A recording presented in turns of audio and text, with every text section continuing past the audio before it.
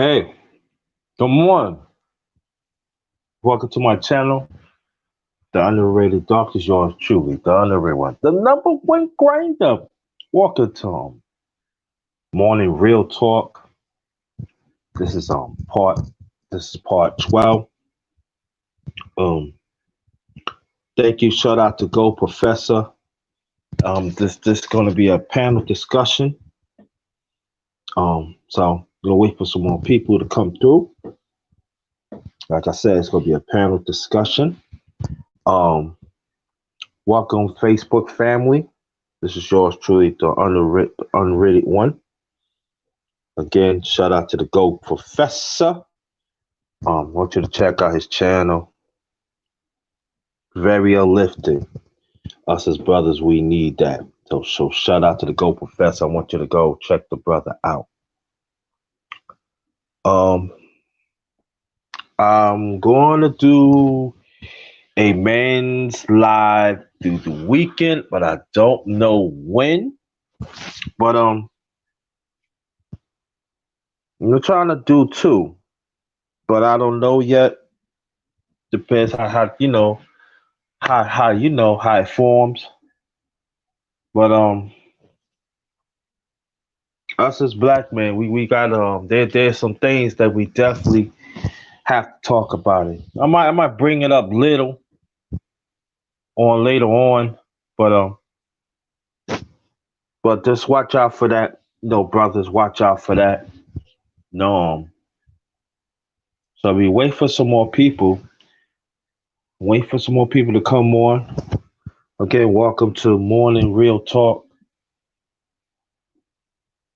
JT. Yours truly, the underrated one. JMJ, what's good? Stormy B man. My LDBC brother, that stands for Lions Den Boxing Community. Thanks for coming. Appreciate that. Let me put out these links.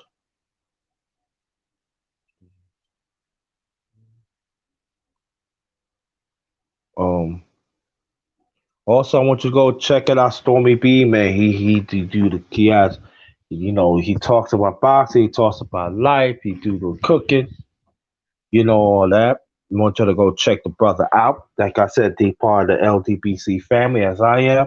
So I want you to check him out. Thank you for sharing that, JMJ. I'm gonna put the link out. Anybody that wants to get on, it'd be greatly appreciated. And I'm gonna be very, very selective too. Be very selective. So um put this out there. Good morning to you, my brother. Peace to you and your family, brother Stormy B man, and also peace to you and your family, brother JMJ. Wish you and your family the best of life. Best of life. And I'm glad to join. There goes the link right there. Anybody want to get on? Welcome to the underrated. Welcome to morning real talk. Right. This is part 12. At first I was gonna stop at 10, but yeah, I said I'm gonna keep it going. I'm gonna keep it going. So and also I do have the underrated afternoon talk.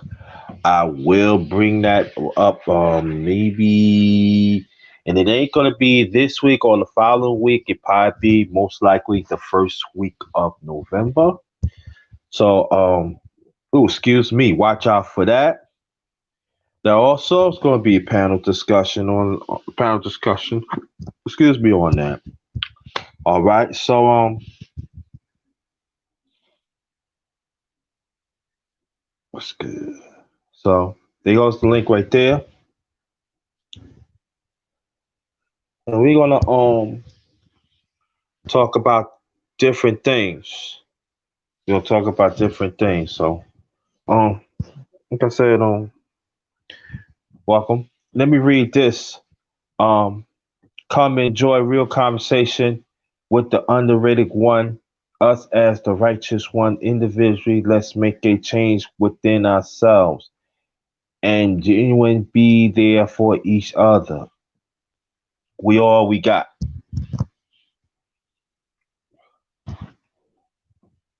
That's very important. We all we got.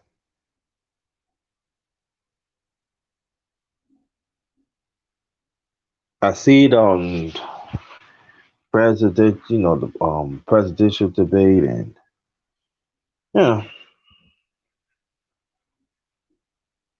it was okay. It was nothing really to talk about. You know, there's some people think they should have mentioned about the black man, but after, us as a black man, we shouldn't expect that and everything. You still got people keep on disrespecting what Ice Cube bring to the table, and quite a lot of few brothers and few women is not. They don't want to see the whole picture. They like things what they is about the Democratic Party, and it's sad, especially us as black men, that we don't count. And I know it's gonna be some brothers. Oh, you gotta do for ourselves. Yeah, yeah, yeah. I get that. Yeah, but also shouldn't be disrespected either. And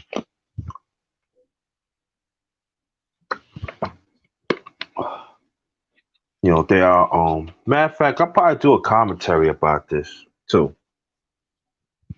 I gotta do a commentary about it too. And matter of fact, I gotta post my I do got Anchor. I gotta post that in there too next time. So but there are black women that still like things what it is. They always want all the benefits, not include the black men. There are some who do not want the family to be together. And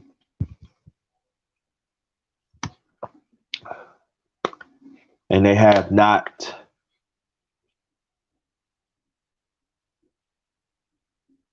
engaged of what Carly B is doing and Kamala Harris. But they still want us as black men to support the party that don't support us. Goes to Republicans too.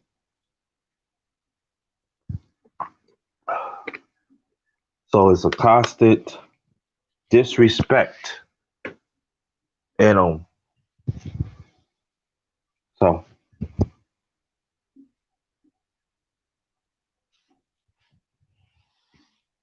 we will probably like dig in to talk about that.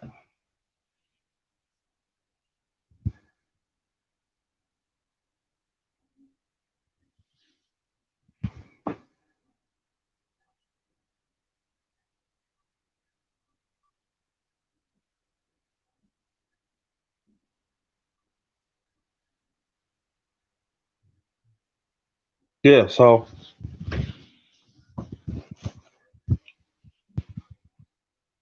November 3rd, I believe it's less than 2 weeks away, you know? Less than 2 weeks away. So um it's gonna be telling. It really is, you know. But I hope everybody is okay, and whoever that is traveling, that hope they'll be all right. Hmm. I was gonna fix me something to eat, but I'm not all that hungry yet and everything. But again, welcome to Morning Real Talk. This is part 12. Um, we're gonna talk have fun, find solutions, get serious, also have a little fun. You know, sometimes you gotta have fun. Sometimes, you know. Yeah.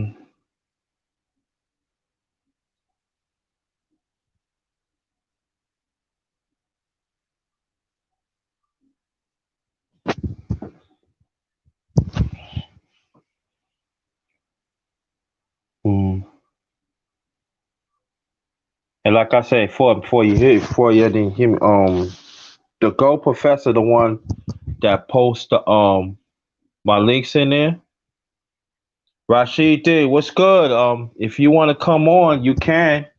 If you want, um, the link right there. You want to get on? It's right there. You want to get on the panel? Like I said, Go Professor. He be putting out some inspiration for us as a people, and especially black men.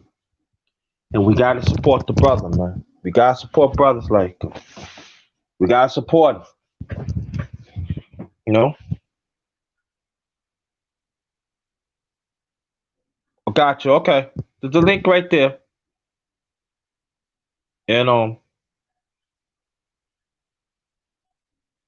And I feel that also I'm gonna talk about it on a man's talk too.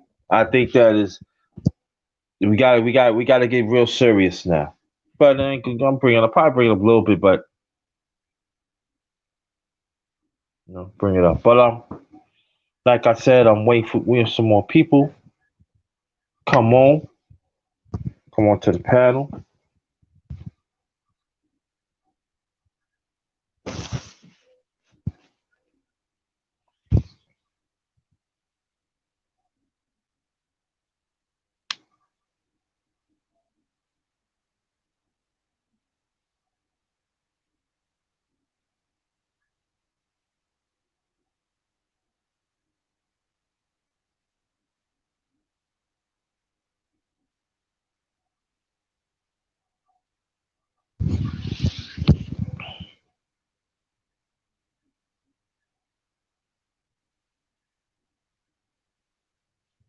Yeah, and had to look at something. And also, I want y'all to go check out some stuff I did too.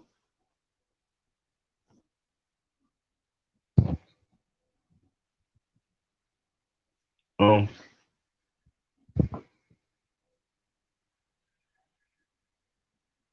but I said us as a people that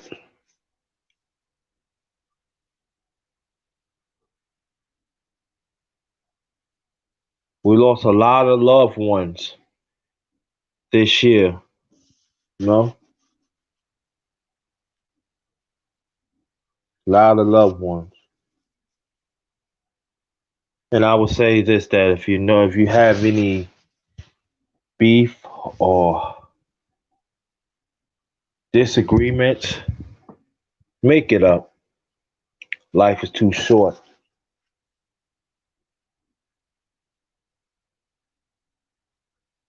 And even if that person still don't want to, at least do your part. But make up, y'all, because you can never get it back. You can never get it back, y'all.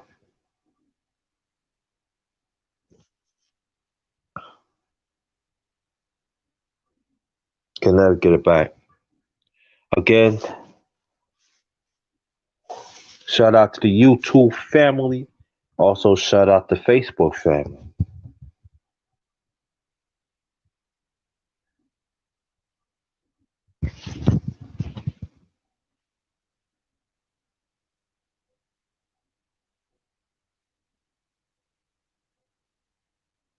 Again, thanks, my brother, to hit the like on my Facebook page. Appreciate that. James J. Appreciate that.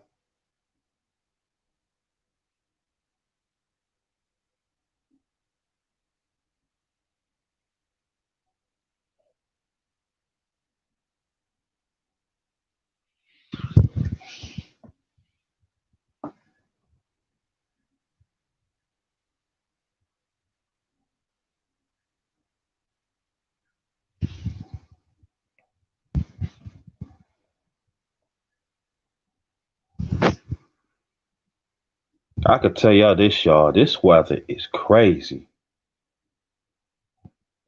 Some days it could be 65, and another day it could be like 70, 80, and then a few hours to switch up and stuff. I'm in Virginia, so at times the weather switch up. You know what I mean? It's 68 degrees right now, and they talk about it's gonna be cloudy, but it's gonna be go up to 85. Incredible, y'all. Yeah.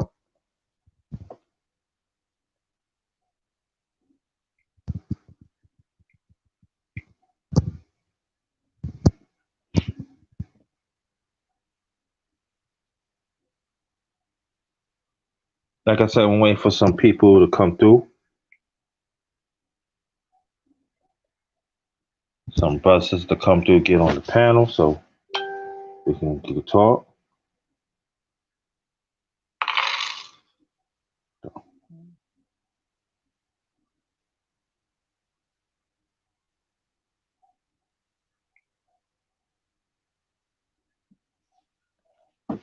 Thank you very much for the cash app, Rashi. I appreciate that, brother. Thank you for the cash app.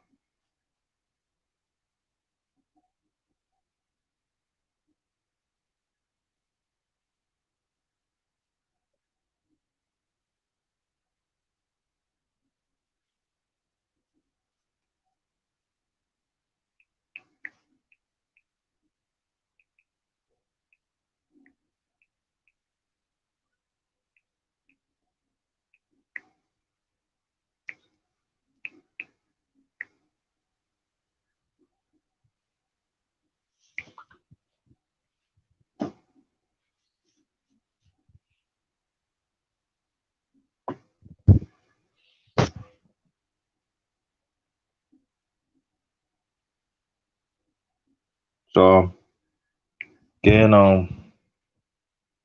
Sheila E, what's good? How you feel, sweetie? How you doing? Um, welcome to the morning real talk at JT. There goes the link right there. Anybody is that wants, like I said, anybody, but I'm very selective who I want to get on. Sheila, you can get on. Story B man, if you there, you can get on. That'd be very much appreciated. Can there's a link right there. There's a link right there. And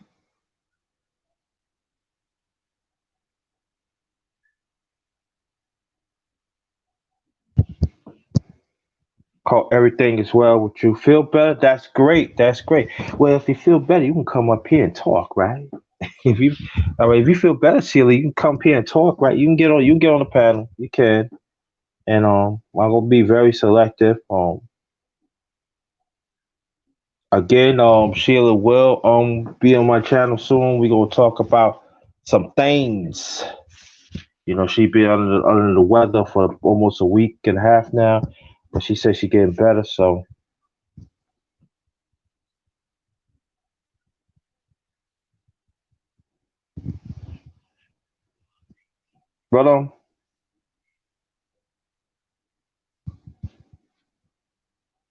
but shout out to the ones that willing to stand up for righteousness.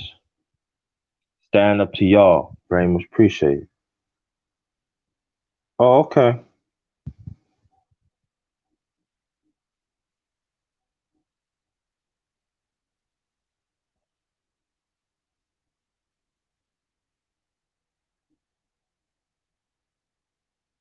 Um,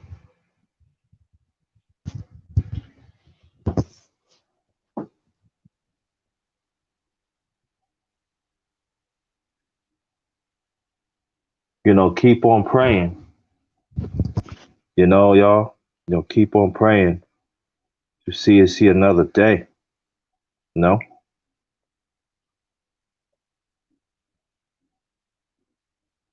Very important.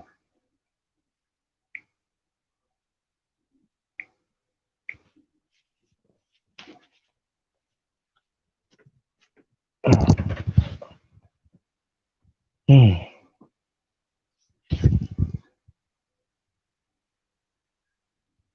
But while I'm waiting and everything, I do want to talk about this about disability. Um,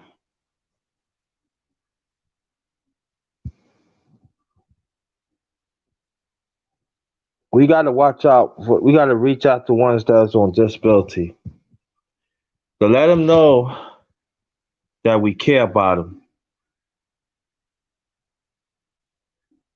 What's up, DJ Bad News?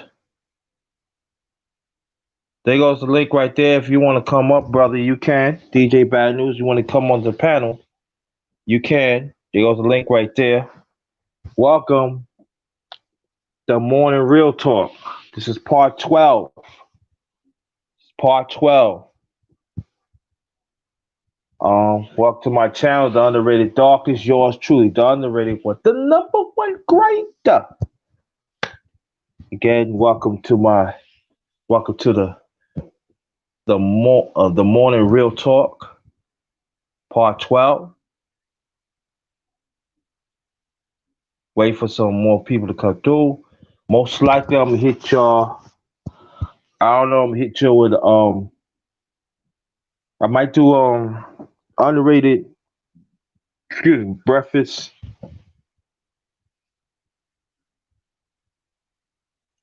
breakfast fellowship live. And also I'm gonna hit y'all with the underrated men's talk. I don't know. It might be either one or it might be both. But it remains to be seen. But brothers, we gotta talk, man. We have to talk about some things, man. You know.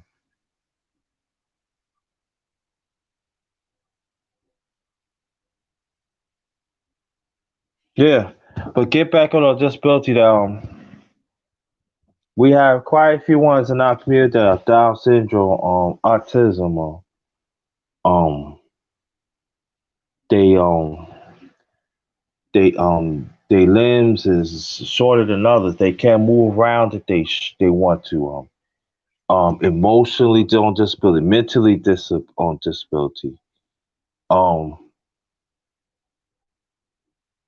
any kind of disability. You're on the job, you got hurt, you're on disability. You know, so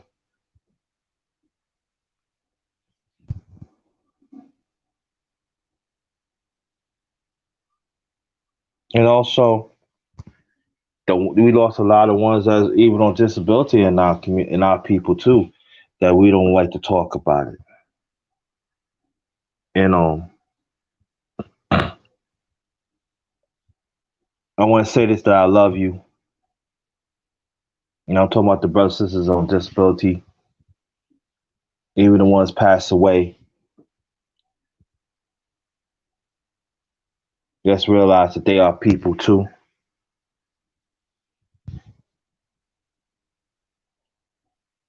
Mm. Oh, I miss my little brother. I miss my young little. I mean, miss my young brother-in-law. That was my heart. That's the one that's Down syndrome. He has a beautiful smile in the world.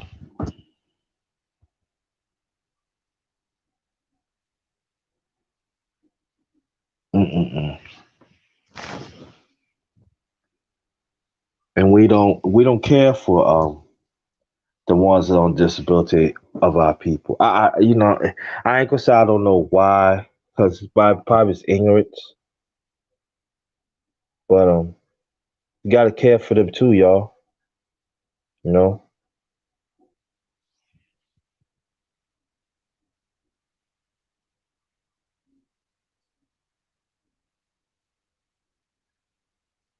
well,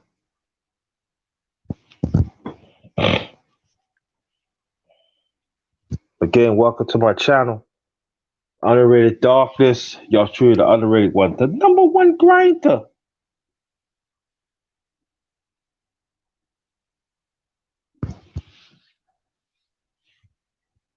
Oh yeah, and I might hit y'all with the underrated music talk too. Might hit y'all with that too. Yeah, I might hit y'all a few stuff for the weekend. You know, hit you with them true bangers. What I always come out with. You know,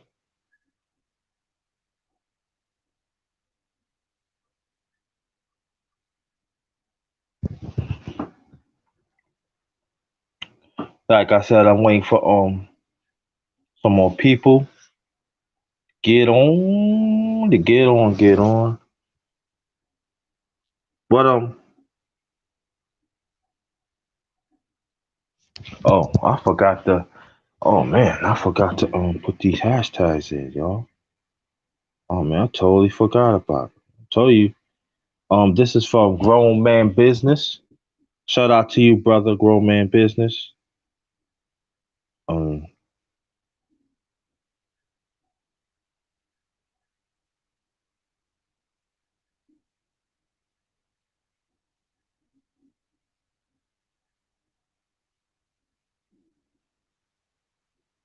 that's from Grown Man Business, his channel.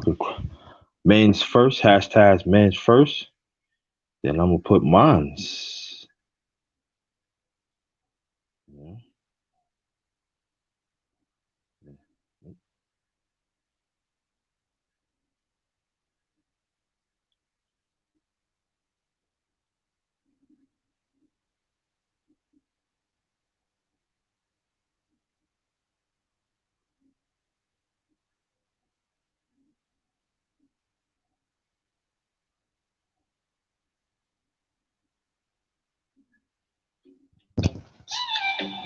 Hold on, family. Hold on for 1 second. Oh man. Hello. What's up, bro? Good morning. How you feel?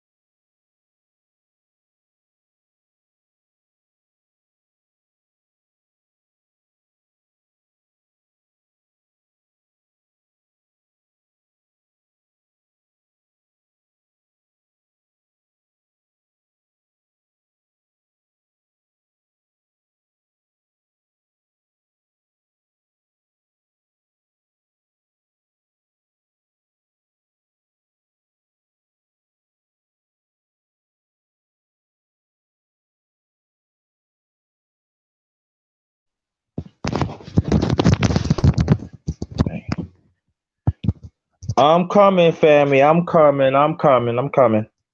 Hold right there. I'm coming right back.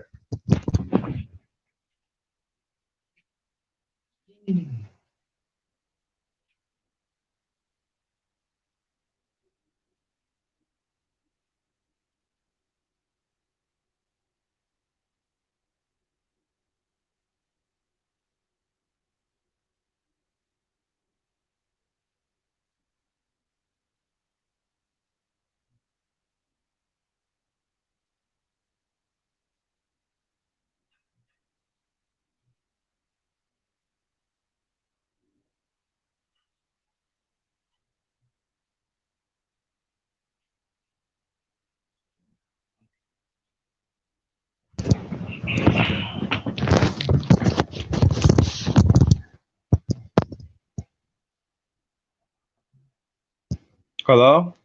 I'm back, man. I'm sorry. Brother got on. He's talking and take care of you. So I'm back in the set. I'm back in the set. Let me see anybody get on. I'm back. I'm back again. Welcome to my channel. The underrated Dr. Yours truly, the underrated one.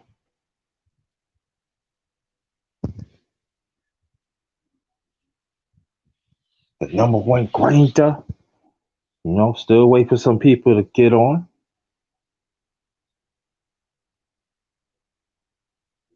I'm back. I'm back. I'm back. So,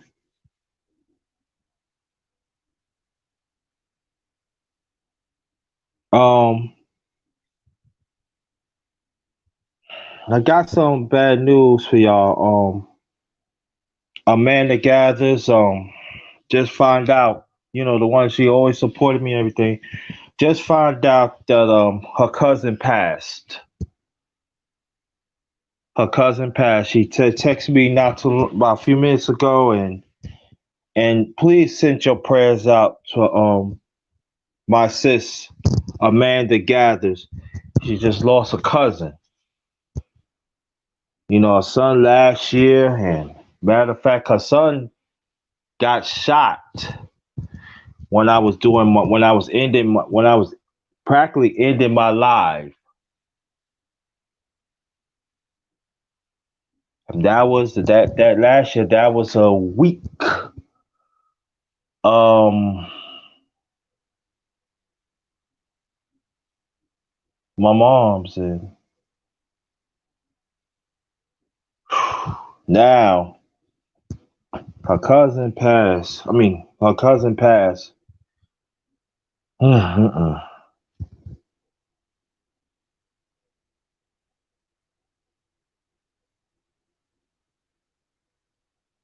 So let's send our prayers out for Amanda Gathers, my sister Amanda Gathers, her family, because they're gonna need it. They're gonna need it.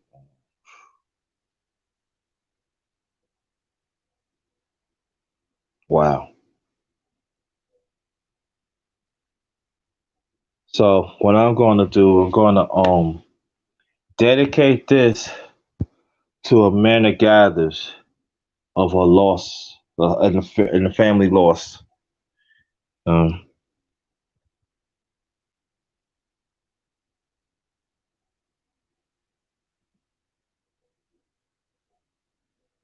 yeah. It's crazy. She, like I said before, that she was on my live when I was in Brooklyn. She was on a live. Matter of fact, she was on a panel last year when she let us know her son got shot, and she was on the panel. She was in my live. That's last year, y'all, in August. Now's this, and knowing her, if none of this wouldn't happen, she would have got on it. You know, Kevin Kelly, what's good? What's good with you? The link right there. Everybody want to get on? You want to get on? And again, thanks for the cash app, Rashidi. My brother, thanks for the cash app. Appreciate that. Oh, there he is right there. Bang. Welcome, brother. Thank you. You gotta mute your mic. What's going on? I'm good. How you feel, brother? Good, man. You know, we're at work and stuff, making a little money. Yeah, I got you. Yeah, man. Do you heard about the news? Amanda Gather's cousin passed away. You say what now? Amanda Gathers, the young lady, the lady she becoming my sis. I call her my sis. She lost her cousin this Okay, morning. dang. Yeah, Sorry to man. hear that. Yeah, man. So she texted Hold me to on. let You said Amanda. Amanda Gathers, right? She be on her name is Life of Amanda. Yeah, that's the one. That's a, Yes. okay. Yeah, I know her, man. She I talked to her on several times. I know she was saying about her brother. I mean, I think her brother or son had passed That was last some while year. back. Yeah, man. That's Her hard to hear son. that. Yeah, yeah. Yeah. Yeah, like I was saying, she was in my live last year when her son got shot. Yeah, now it's this, and we losing some good. We losing, and that's what I'm saying. It's always important, man, to reach out to others, y'all, because you don't know. You just don't know. But again, welcome to the panel. Welcome to, well, I mean, welcome, welcome to my channel, The Underrated Darkness. You're truly the underrated one, the number one grinder. Morning Real Talk, part 12. We got brother Rashid D. Thank you for the cash app. I really, really appreciate that. Thank you for your always support wherever you can. hmm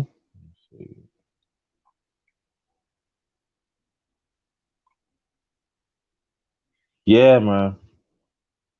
So everything all right with you, brother? Yeah, man. You know, I'm good. Just taking it easy. Got you, got you, got you.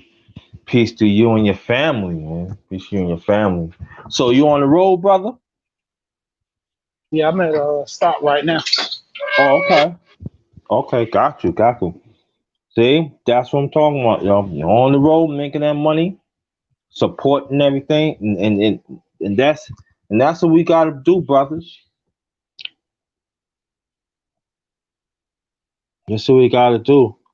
You know, like I said, I'm going to do a no, not breakfast. I'm thinking about. I want. Let me see. I got so much stuff. I got some stuff I want to put out. I'm just saying that just watch out for it throughout the weekend and everything. But I do want to get back into underrated music talk. I don't know if that's gonna be a panel discussion or not. I don't know.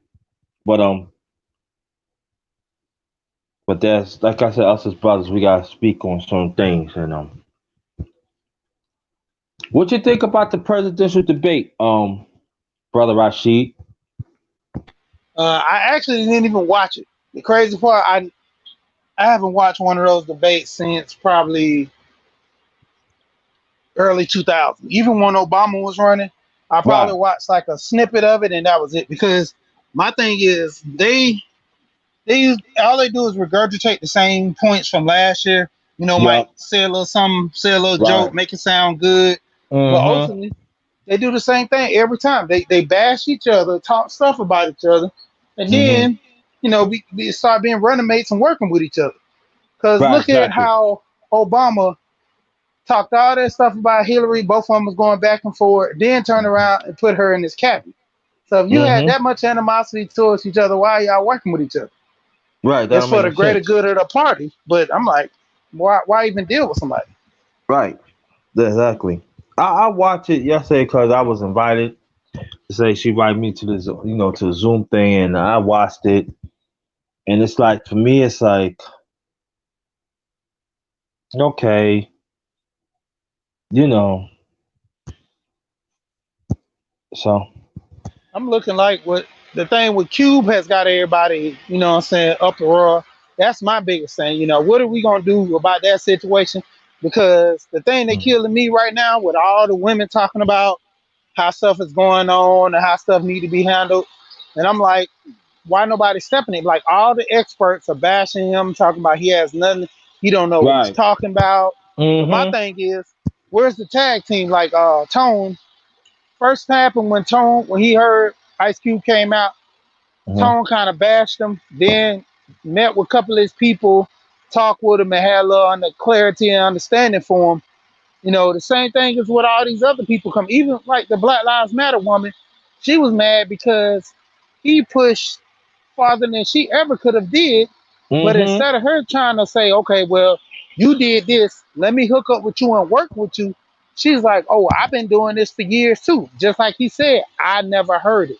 Because you got to understand, with the HR 40, look how long Mm-hmm. it's been on the docket.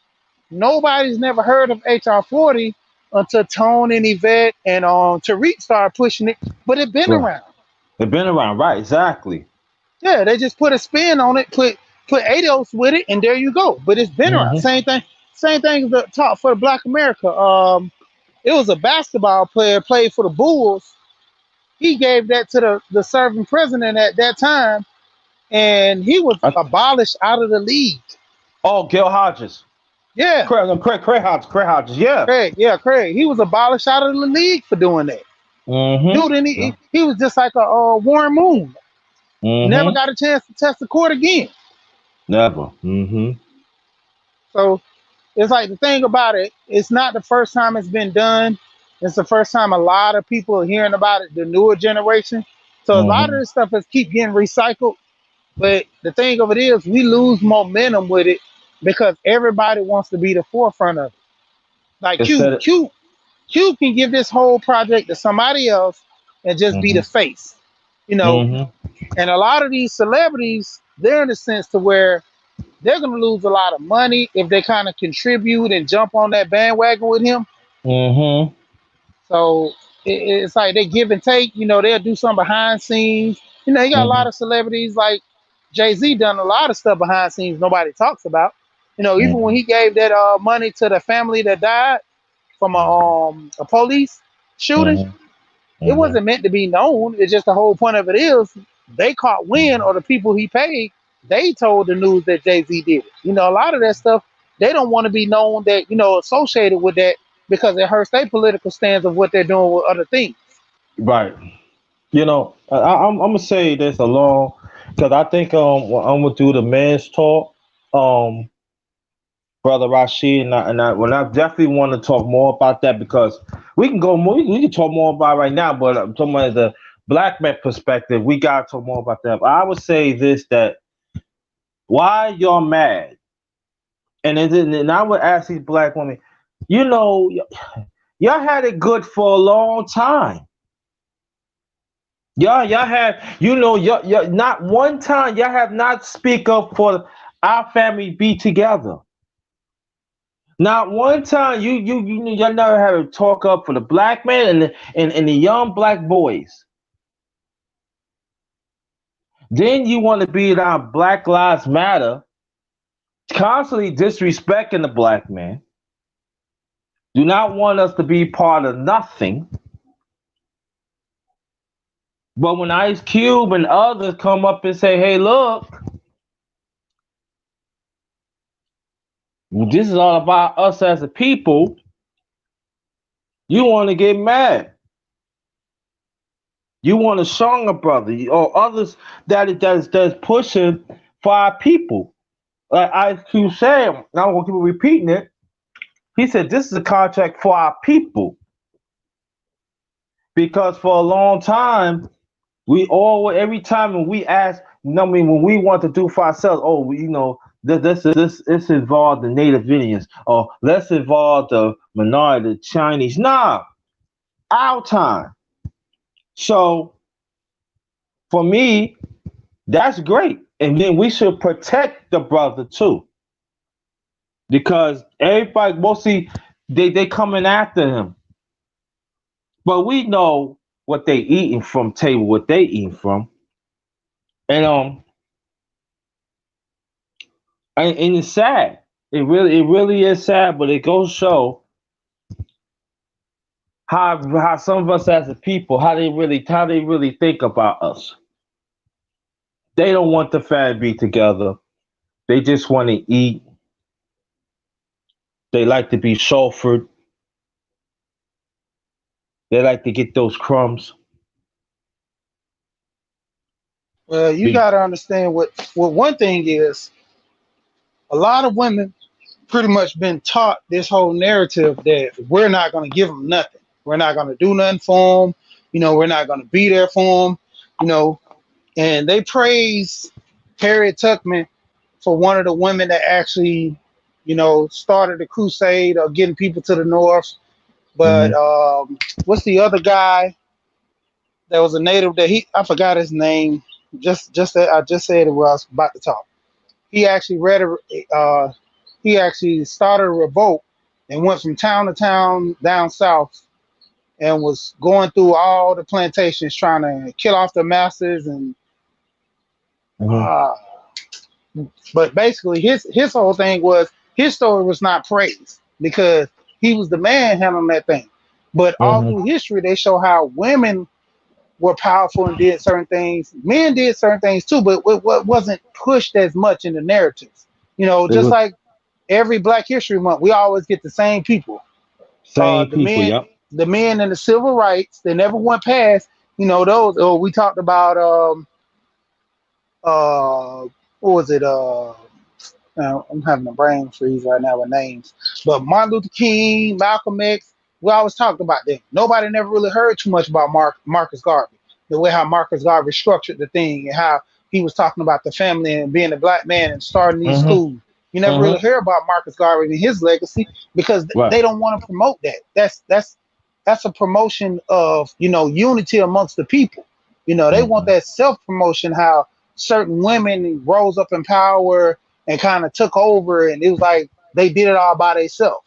Most of these hmm women they like that structure of saying I did this, but in hmm the end they have it in the back of their mind wanting that family structure. But they're hmm promoted to actually have to do things on their own and sacrifice. Like I tell my wife all the time like that. I say, you try to sacrifice so much and do things on your own, I'm here. I say, now when I'm not here, then you're gonna have an issue with it. You're gonna want me to be there for you to help you on certain things. But when hmm I cut myself off from your business on what you're doing, I'm gonna let you do you and handle the things and don't come back to me and ask me, oh, I need help with this. Not no, because that's the whole thing. hmm Working together is the key amongst all this stuff. You hmm know, a lot of women they be so, well, I've been doing this all my life before I was married or before I had kids. When I was little, I had that whole structure that you had when you was young and you was a child. Get rid of it. Start a whole new. That's why I tell people about blueprints. If you see your mother, your father, however they were raised, however they lived their life and carried on to the adulthood, they have that blueprint. Their whole thing is they're okay, they're living, they're gonna pass that same blueprint to you, even if your mom is a crackhead or whatever. She's still passing that same blueprint to you. Now, you might not necessarily be on crack, but you're gonna be a heavy weed or drinker because that's the whole blueprint within that whole plan that you're following. You might be in an abusive relationship because your mother was in an abusive relationship. That's the blueprint. You got to change that blueprint in order to be successful and be better in society. Yeah, I think that the key is that we have examples in the past that marriage did work, and then at the same time to go more on your point and everything, and some of these women be thinking, oh, I could do it all. I don't need no black man. I said, let me explain something. I told them like this. I said, let me explain something to you. The black man always was there. We fought wars. Some of us didn't come home. Still not being appreciated. We do jobs to help our family, put our kids through school. And I'm talking about some. Mr. Greasy J, what's good, homie? If you want to get on, or any woman you want to get on, the link is right there. You're welcome. Still don't get no respect. I remember I said this on one of my lives in the past, but I'm gonna go the ones that didn't know, ones that didn't heard. I'm gonna say it again. I remember one time, my late father, my late mother, she while she was going to school to be a beautician, she was cleaning houses. And what happened was, this is back. Never forget. This is back in '80. Back in 1980, I was 14. I'll never forget this. So he got me, him, and my younger brother at the time. He was one, playing with him and everything. And he went to pick him my mom's, and he was a Jew, of course. And the people know about Jews in New York, you know what I'm talking about. But anyway, get back to the story. One, they trying to say like, oh yeah, well you can go through the side door and pick your wife. He said, no, I'll pick my wife at the front door. And I seen to like, and then let me tell you, family, this is 1980. Okay, this is 40 years ago. Okay, and I look, my father look at everything. Mom said, I'm sorry, the way like this, and a grown man gonna try and tell another grown man you can pick up his wife, had kids with, through the side door. No respect. And that resonate with me. You know what I'm saying? It really resonates with me to the day. That's why I go hard. Of all issues, I'll go hard. And that's why one of the reasons that it's to me, it's like you guys want us to go backwards. You know what I'm saying, brother Rashi, and the rest of everybody, and the rest of the ones in the chat. They want us black men, to go backwards, and we don't, we following bad phantom blueprints instead of positive blueprints, and we gotta change it around. And black man said enough is enough.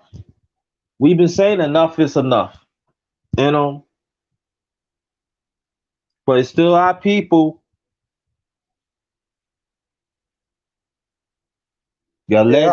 You're letting these influence get in the way of the bigger picture of our people, and that's why I am what I am. You know what I'm saying? That's what Rashid, what he is. You know, and but just rest for sure though that there are black men in the past has stepped up, has stand and had hold the line, but at the same time they have not been respected, and to this day still ain't. Yeah, because that's the whole culture where you hear a lot of women say, "Oh, this man's soft," and this, "Oh, I do this and I run over him." But when you get to that standpoint, like I always tell people, and I kind of Rain, she said it earlier, that being a woman and being a man, Mhm. the whole aspect of a woman, as she get older, she start looking at what's important for her, the values that she want to pass on to her kids, the kind of, what I'm saying, lifestyle she wants. She can't get that having that young mindset of partying, wanting to go to the club and living this hot girl life and getting the bag. You can't Mhm. do that forever. No. Look how many single women there are. Like I was listening to Kevin one time, and this lady was 60, what, 50 or 60 something, talking about she's not gonna change her ways for a man. And he told her, "You about to die. You 60. You about to die, and you gonna stand on that hill alone." And Hmm. she thought about it, and started realizing that maybe I do need to change a little bit, not a lot, but a little bit. But the whole point of it is, everybody wants to have that stand to where, you know, accept me for who I am, whether it be a man or a woman. It's Hmm. it's, it's every relationship is a give and a take process. If you can only give, you know, and not take nothing, or you can only take and not give, like that's not a relationship. Hmm. That's a power structure. And that always fails in the end. The power structure is always fail. Hmm. Yeah, exactly. Oh, Community Solutions, thank you so much for the super chat. I really appreciate it. Thank you. If you want to come up, if you want to come up, feel free. You're more than welcome. Anybody else? And I'm letting you know right now.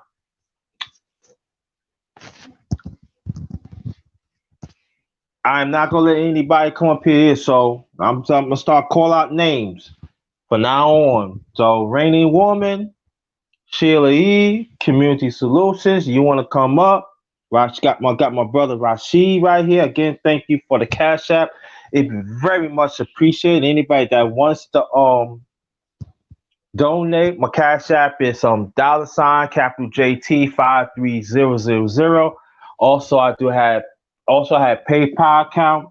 It's on caps JT Black 53. JT Black 50. That's my PayPal. So that's PayPal.me. All right. And I'm with the one and only Rashid D. This is my channel. The Underrated Dark. This is yours truly. The Underrated One. The number one grinder. And then, we the morning real talk, part 11, part 12. All right. So, but to go more to this and everything, and yeah, I should have posted what I did a few days ago. If I remember, I'd post that. This is the thing that we have to understand. People, there are some odd people. They're out there for their own personal interests. And the sad thing about it, they have been operating on a personal interest for a long time. When you see people like this, and there's a pattern, I always say there's always a pattern and stuff. You got to talk up against it. If they're not all about family, they cannot be around. They cannot be around always for building. Oh, community solutions, come back up. Well, you just got cut off. I don't know what happened, but come back out. Come back. Um,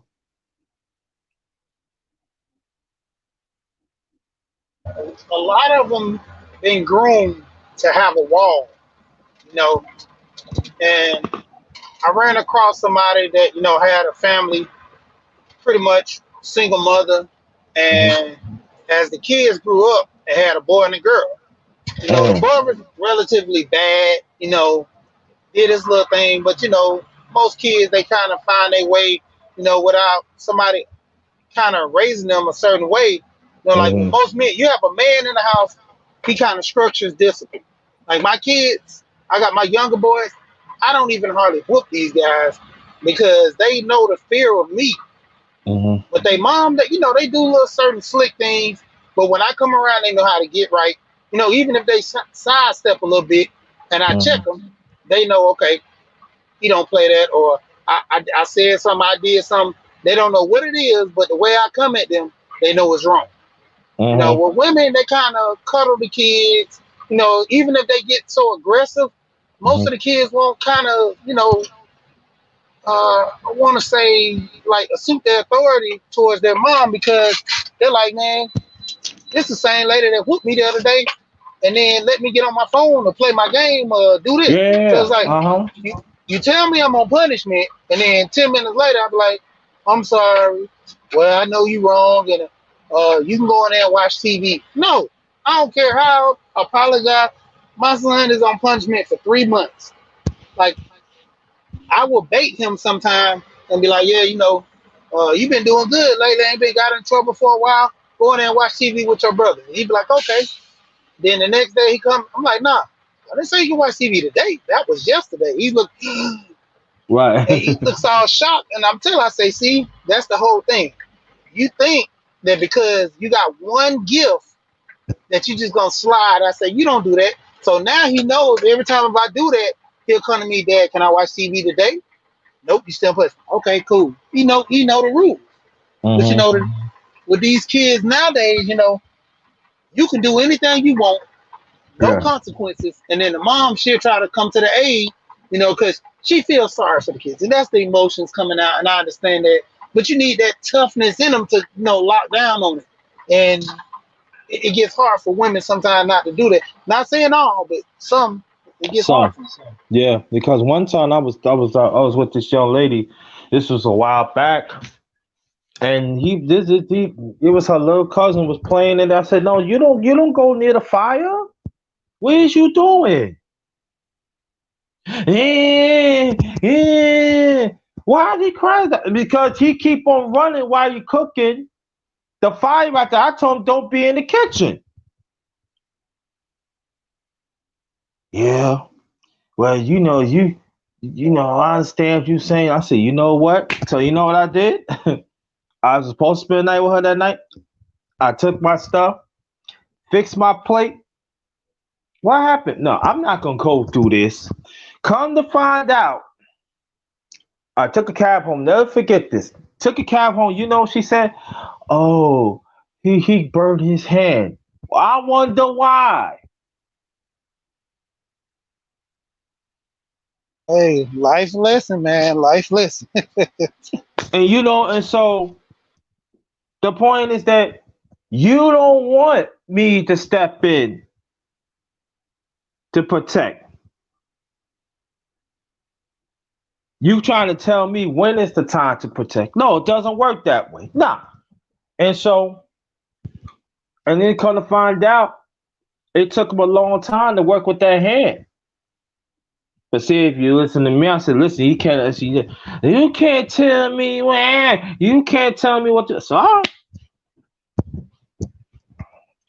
then the family like, oh, you gotta understand, kids could be kids. No, kids, yeah, but kids need to be disciplined.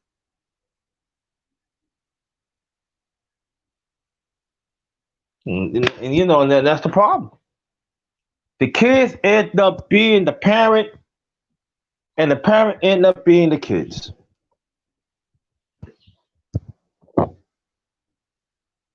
And it's sad.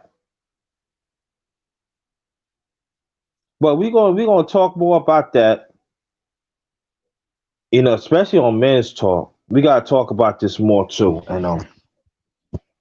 cause we actually see it. How they reacting right now? Go ahead, Rashid. Now, I'm just saying you true, man. Because like I said, I got young boys myself, man, and that's why a lot of times I go on the men's channel and women. A lot of men don't go on the women channel because, like I tell them, I told Smooth one day I was on a channel and I was listening to the way the woman was talking. I was like, I like it. He's like, you like it the way how she talking reckless about men, and that's crazy. He's like, wow, what are you getting from it? I said information. I'm like, cause this, I want to see how women actually think about certain men and certain things because, Uh-huh. you know, I'm not in the game, but I have an older son that is. I have two younger boys that are coming into this environment. I got to Uh-huh. show them how to move. That's our. I think as parents we have to guide our kids. Hmm. Or sometimes you let them find their way, but you help them along the way. Get through certain situations. You Yeah. know. Yeah, Yeah. man. It's crazy. Yeah. That's what I do. I do like when I go around. I go do. Sometimes I wait for my live to start. I had a little time. I go check around, and I be listening. I said, hmm. Hey, what's up, Underrated? How you doing? I'm fine. Oh, you think you will get on channel? Nah, it's all right. I'm just in trying just support. Mm-hmm. All right. Got to go. That's what I do. Mm-mm. The only time I get on, like, you know, to make a point or stuff like that, and like that, but I just don't because, like, sometimes, sometimes we do more talking instead of just listening. Just observe. When you listen and observe, excuse me, you will know a whole lot. Oh, that's how it's going down. I got it. Yeah. So, but again, welcome to my channel, The Underrated Dark. Is yours truly, the underrated one, the number one grinder. Welcome to Morning Real Talk, Part 12. I'm with my brother Rashid, dropping some science. Need to take heed. Let it motivate y'all, and let's be better people for the better parents, better aunts, uncles, legal guardians, you name it. Faith, good morning to you. Excellent live you did earlier. And so I would say that us as brothers, we gotta hold the line, man. Straight up and down. We gotta hold the line. And the black women that y'all feel that y'all righteous, you gotta be in alignment with that. If you're not in alignment with that, y'all be gone. Black man, if you're not willing to be on the line for the brotherhood, y'all be gone. That's how it is. That's what I'm coming from on this channel. Forget all that. Mm-mm. If we Tired of this. really, if we really want to talk, a lot of these dudes in the manosphere for the crumbs, man. They for the cookies and crumbs. They not here to actually change their life. You know, you gotta understand that whole reality thing sets in. That Mm-hmm. there's a such thing as a red pill and blue pill. Mm-hmm. They sit there. It's like they will punch a hole in the red pill and kind of pinch it and sip on it, trying to cipher it instead of actually just taking the pill. You know, like, Mm-hmm. and the red pill has been defined as something that's negative towards women that hate women. No, the red pill is a reality of what's Mm-hmm. setting in on how things been going for years, but you wasn't so privy to understand and see it. See, it's knowledge of self and knowledge. See, that red pill Mm-hmm. gives you knowledge. A lot of people look at that and they no. If you look at the Matrix and everything it entails, he took the pill for knowledge and gain a better understanding of what he was dealing with in that world and how the reality was. See, they looking Mm-hmm. at guys red pill. Oh, they're mean. They're this and they're that. No, we understand that things are going on. It's not under our control or we can't do anything about. But we understand that it's there. And Mm-hmm. for them having issues with guys who are red pill is only because like I said, it's the game is over. The Mm-hmm. wool is being pulled back.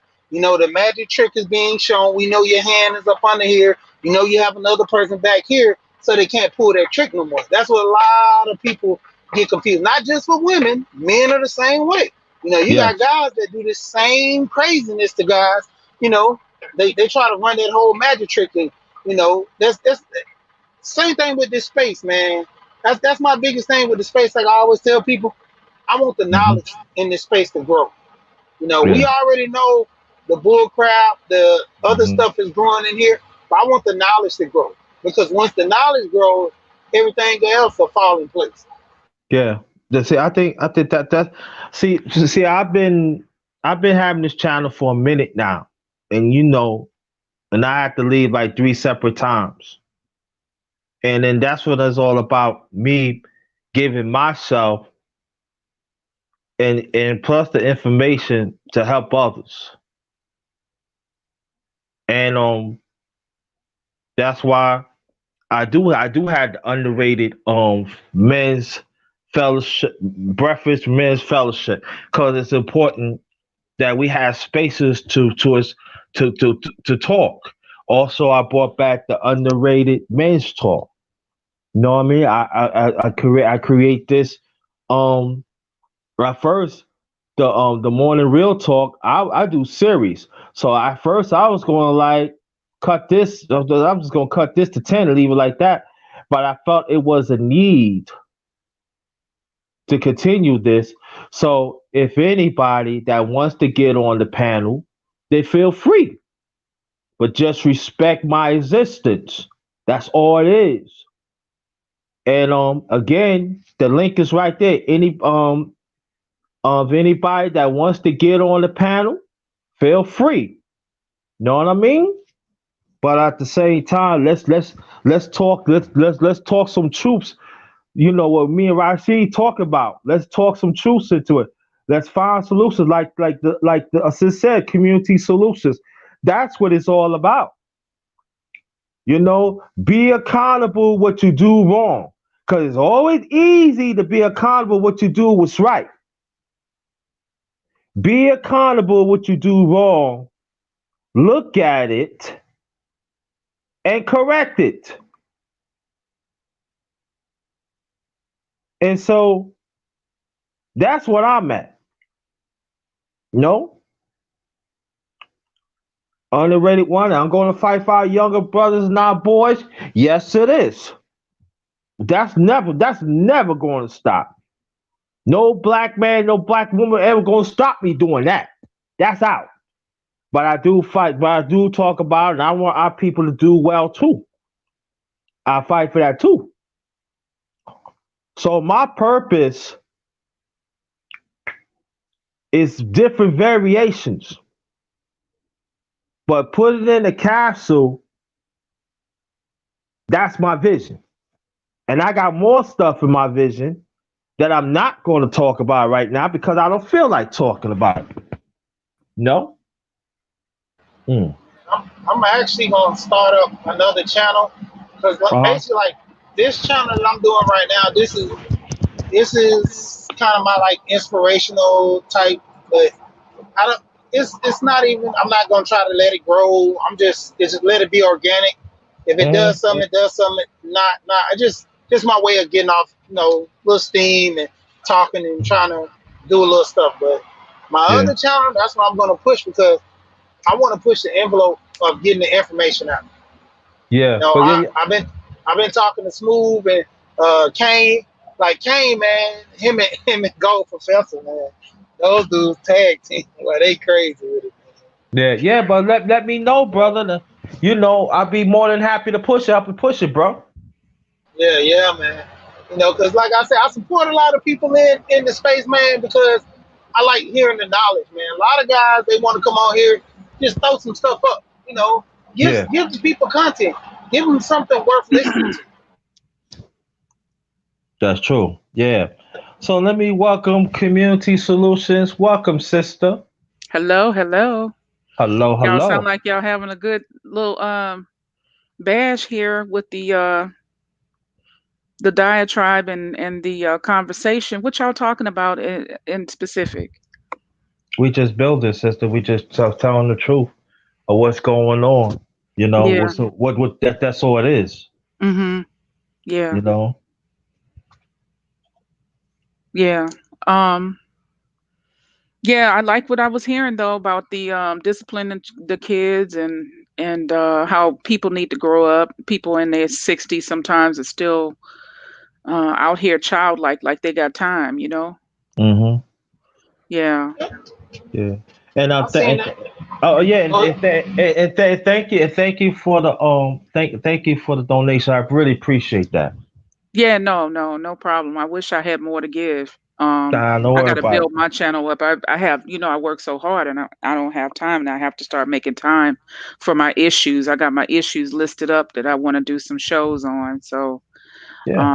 yeah, Oh yeah, me and Community Solutions, we're gonna come out with something very soon on my channel. So watch out for that. Right?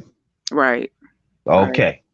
So watch out for that and everything. So watch out for that. That's gonna be something. Sheila E too. And you know, there's people that you just work with brothers. Now I work with righteous black women. Yes, I do. You know what I mean? I love Hmm. that. Yeah, That's what I do. You yeah. know, Because we we support each really, other. we really can't do it without each other. I don't know how men are talk about, uh, separating themselves. I mean, you separate yourselves for counsel and for strength, but you still got to include your women and children. There's no way to do it without the women and children. I mean, that's just not gonna work. and I actually think it's getting back to that because in this space, a lot of the guys who are pushing that whole narrative, it's starting to die down because you got to understand that look is bad. I mean, to push guys to not get married, I understand if you have issues with women, just like I tell most of the guys, a lot of these guys in this space are trying to say they red pill or they're trying to say they're a certain petite, but they're living through somebody else's issues. Somebody else had those problems with women. You gotta understand, you might don't have those problems. You know, it's your environment. What are you around? What are you into? Mm, Yeah, well, you know, my channel promotes family, the nuclear family, and I really don't understand how it's so hard for us to work together. Okay, so you make 40,000, I make 40,000. Together we make it. Together we put it together. That's 80. So why? What you think you're going to have to wait until you make 150 or 200 before you get married, or what? I mean, I don't understand. You know, I watch these financial channels and stuff. A lot of these people build up and get wealthy over the years from just being slow, steady, and disciplined. You know, mm, and I've seen blue collar dudes that they live real well, just mm, being disciplined, and you don't have to wait on marriage and children and stuff like that to just, oh well, I got to wait till I make it. Well, you may never make it. You know, you may have to have that. Y'all may have to work together to create that build that foundation. yeah, You know. yeah. I understand what you're saying, but I'm gonna say this: as a black man, born and raised in Brooklyn, New York, seeing the crack going through, even in the '70s. I'm a '60 baby, so in the '70s, when I was little, I see things that I was supposed to see of age. I see how our people has been played. I see how the system has used certain ones to destroy us. And so for me, I gotta talk about that. I cannot let this system define who I am. I cannot let the system tell me what I should not say. And so my thing is this, that black man, if you're black man, we gotta understand we need a black woman. Black woman, you gotta understand you need a black man. It's gotta take both of us. We had to put it back together because the system had played on us for a long time. And I'm saying that anybody that willing to bring righteousness, that is willing to do whatever they can to bring the family back that it should, and to reclaim our originality DNA, I'm all with that. But if you're going to be half-assed with it, excuse my language, if you're all about popularity, because some of us are the people, we like to be around people that is popular. They don't want to branch out. I give you case in point, y'all. I met this sister Community Solutions by the brother on Facebook. He reached out to me, said, "Yeah, I like what you do, and I want you to come." Tony Gill, and I want you to go. I think his channel is latest news. I want you to type it in. It's all in caps. I want you to type it in. Check the brother out. He be coming with some fire. And that's what I met this sister a few days ago. Matter of fact, dang, going on a week. And look what happened right now. She's on the panel right now. So it goes to show that I'm willing to work with black women. Sheila E. has been on my panel a few times. Amanda Gaddis has been on the panel. Um, Back to the Basics has been on the panel. So there are women had came on the panel, and we find solutions together. But at the same time, they are fighting for us as black men, for our existence too, to stand in and stand and form to be strong. And I think that's the one thing too that some women don't like when I say this, but I'm gonna say it anyway. A lot of them be saying they with the black man, but they not. And even some of these brothers too got some therapists and got some doctors. And I'm just saying that the most of the doctors in this sector, they are great, but they are just a few that fail to understand the bigger picture for us to unite. And those are the ones I don't want it around this space. Right here. I don't need you. If you ain't all about building, if you ain't all about lifting, that I'm talking about for the brothers now. If you ain't all about lifting that brother within the brotherhood, that you know that brother has potential, this is not the channel you come to. Not the channel. And I had to say that. I had to say that very, very, very firm. That's what it is. And also, that's why righteous women, black women, come in this space.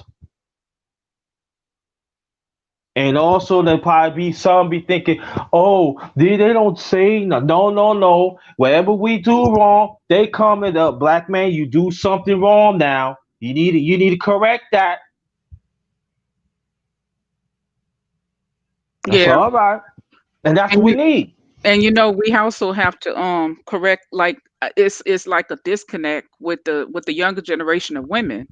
Um when I be speaking to them and stuff on through social media, um they don't respect the older generation, even the ones, now there's some older people that's just as big a fool as they were when they were in their 20s, but you got some older people that's trying to give you some wisdom, Hmm. and you have to be wise and take that advice so you don't fall in the pitfall, the loopholes that they may have fell into. Hmm. And with them, they really don't want to hear it. They don't want to hear it, and that's a problem. Yeah, and I think that you need. Yeah, I mean not you, but I think a lot more women. I think not. I mean there are some women need to talk about that too, because there's disconnect of young brothers too that we talk about. But you are absolutely right. But this the I think more women they should talk about that too, because you got like you say you got to reach the young ones. And Yeah. and that is the sad thing about it, because let's people want to, oh, let's look at Carly B. The Democrat Party picked Carly B be the the representative for our people. Yeah, I that's want disturbing. I want people to think about it, because see there are some women, community solutions. You know what I'm saying? You know, Rashi, you hear this too. I said that. Oh, you picked on them. Why you picking on under? Do you see? Do you see this? Yeah, well, it's just to make buffoons of us. They got a gazillion women that's more qualified to give, Right. some good talking points for the black community to these different political parties, but they choose her over popularity. And then you look at her last song, and you look at the lyrics. It's not promoting family, yet she's married. So, and then I think she considers herself to be Latina. So she really not Black American, She's foundation not Black black at all. American. That's what I'm saying. Even And Kamala Harris, not. and the one thing about the reason why they chose her was because of the youth. You know, this whole political stance, they mostly try to go after the youth because the older generation, they pretty much made up their mind. You know, and that's why you have all these different factions, these different organizations. They always try to go after the youth because they can change their mind. They can be manipulated. The older generation, they made up their mind. You know, like we're talking about how bad Cardi B is. You got these younger generational girls that think Cardi B is awesome and everything else. See Hmm. now, if it's a way that they can reach her with Cardi B, then you have these other influential women come in and show them, yeah, this is the older version of Cardi B, how she's gonna be. But see, the political stand doesn't think like that. They're all about their whole propaganda and their whole way of living. But the whole thing is, our generation needs to push that to them. Be like, look, even though Cardi B is the person that you see that's like this, but this the type of woman she's gonna, influence them to see the bigger picture of if you were Cardi B, look at Mary J, look at how Whitney was or something before all that mishap, but look how her glamour and how she was, like how Mary J is, more influential people that's grown like Eve, for instance, even though she's not with a African American man, but look how she rose up in those rankings, and now she's of high regard. Mhm. Good, good. Hmm. Let me introduce you. Before I get to your face, hold on for 1 second. Community Solution, I just make you a mod because I want you to put your Celia E says she wants your channel. So I want you to type something in the chat first. See it come up blue. And I want you to put your channel in the chat so other people could reach out to you. Could you do that for me, please? Okay, I'm gonna try. I try with this tech stuff because I'm kind of new to it, but I'm gonna try to get my channel in here. Yeah, just type something in there, and I just Okay. want to see it come up blue. If it come up blue, then you're good to go. You can do something right now. And then also we're gonna welcome Sister Faith. I believe this is her first time at the panel. Welcome, Sister. How you feel? All right. Matter of fact, good afternoon. Damn, I forgot it went skipped there 12 o'clock. Excuse me, But I but need my no, coffee. you were right because it's still 9 o'clock where I'm at. I'm over here on the West Coast. Oh, okay. I'm good now. Okay, thanks for saving. Woo! Thanks for saving. All right. What's up, everybody? Hi to everybody on the panel. I was just really sitting back and enjoying this conversation. I'm like, Mm. ooh, yes, finally some like-minded black people. I love it. Well, I've been doing this for a minute. You know what I mean? But I'm glad you came here, and I know you've been in the chat. You know, and I understand you want to find out certain things because I'm like me.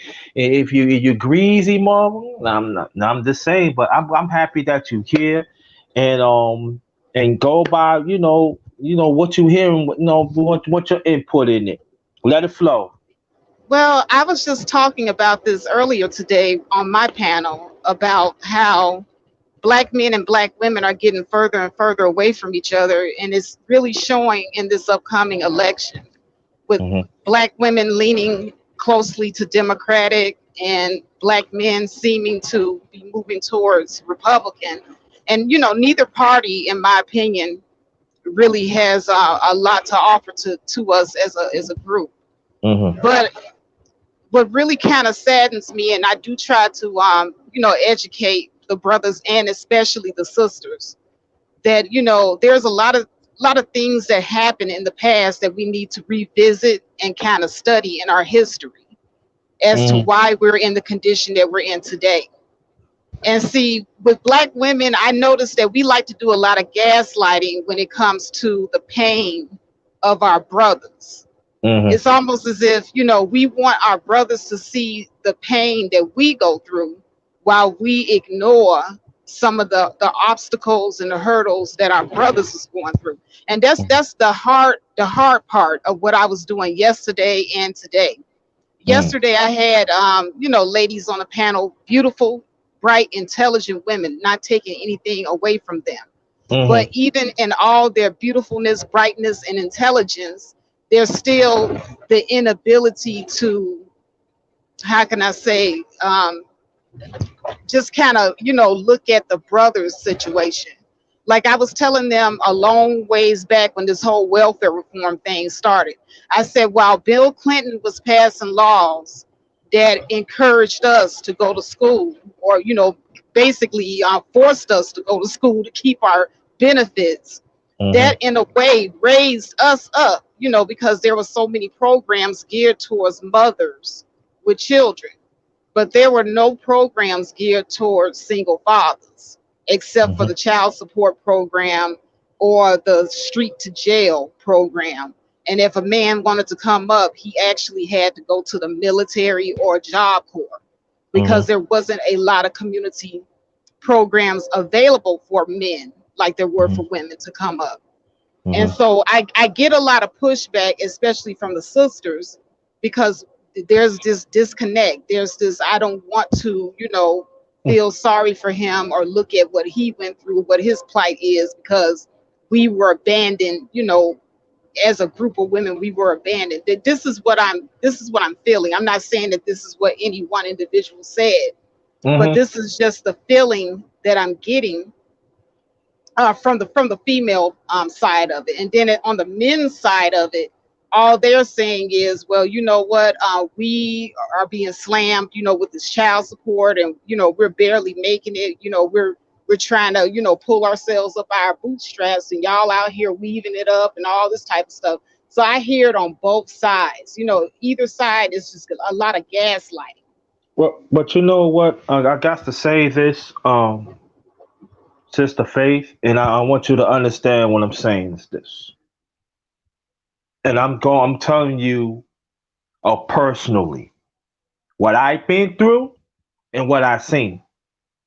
And I can actually say there are certain black men probably say in a different concept.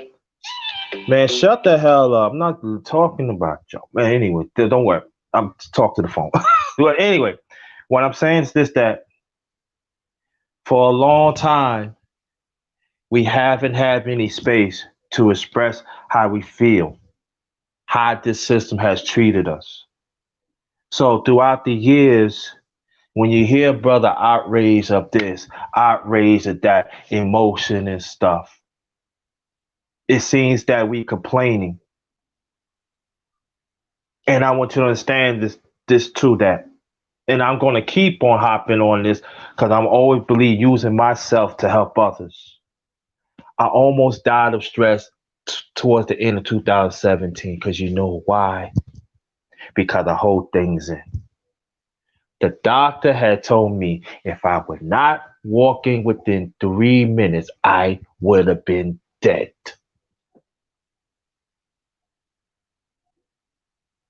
So, and it was a black doctor. His name is Dr. Benson. I never forget that. And what he had done, he said, I want you to tell me what's going on. So I'm tired of this. I'm tired of that. He said, how you feel? I said, I feel okay. For the next 6 months, I want you to come every 2 weeks, 3 times, and we're going to work or just talk. Just get it out. And by the second month, I broke down in tears. I never forget. I was this now. Now I'm giving y'all the extension story. Okay. I broke down. He asked me, Mr. So and so. He said, I'm tired of this world want me to die.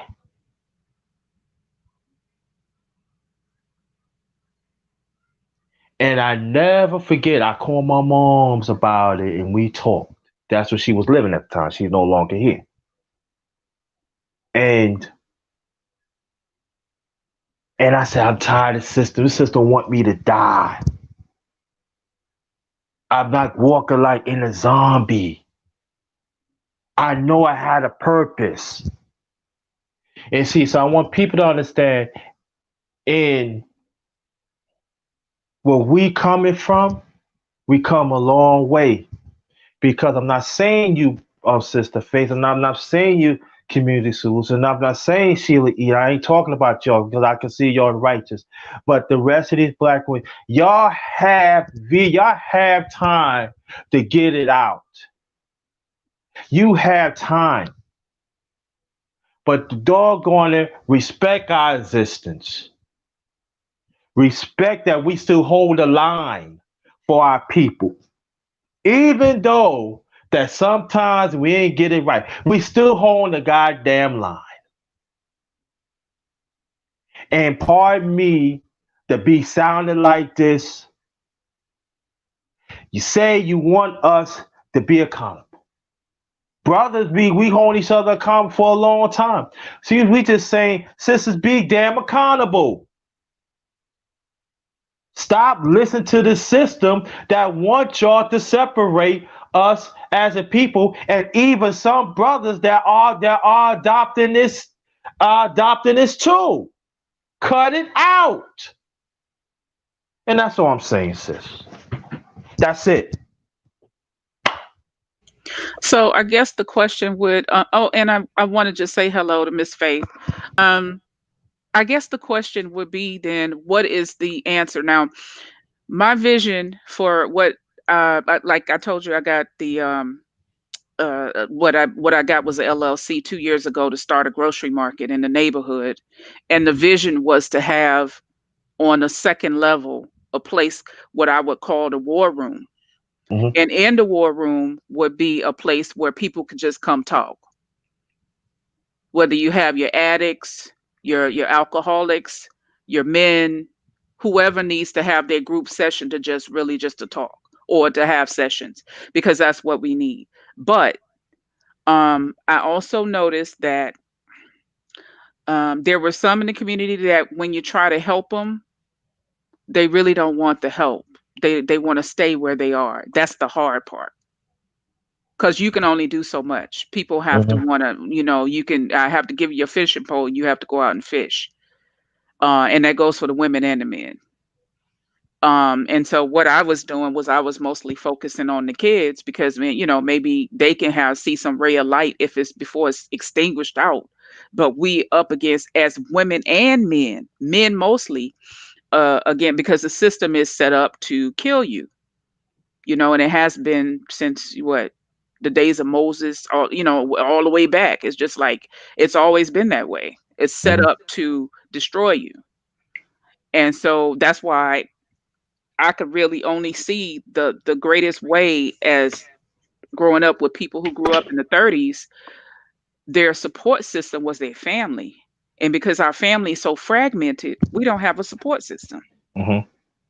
And that's kind of like how I see it as the biggest hurdle for us, and but that's my take on it, and that's what I was hoping to accomplish.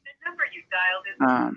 So mhm. Oh, all right. Anybody? Well, you know Brother. what, sister community, and I do want to say hello to you as well, because I respect you a lot, what you were saying earlier on the panel.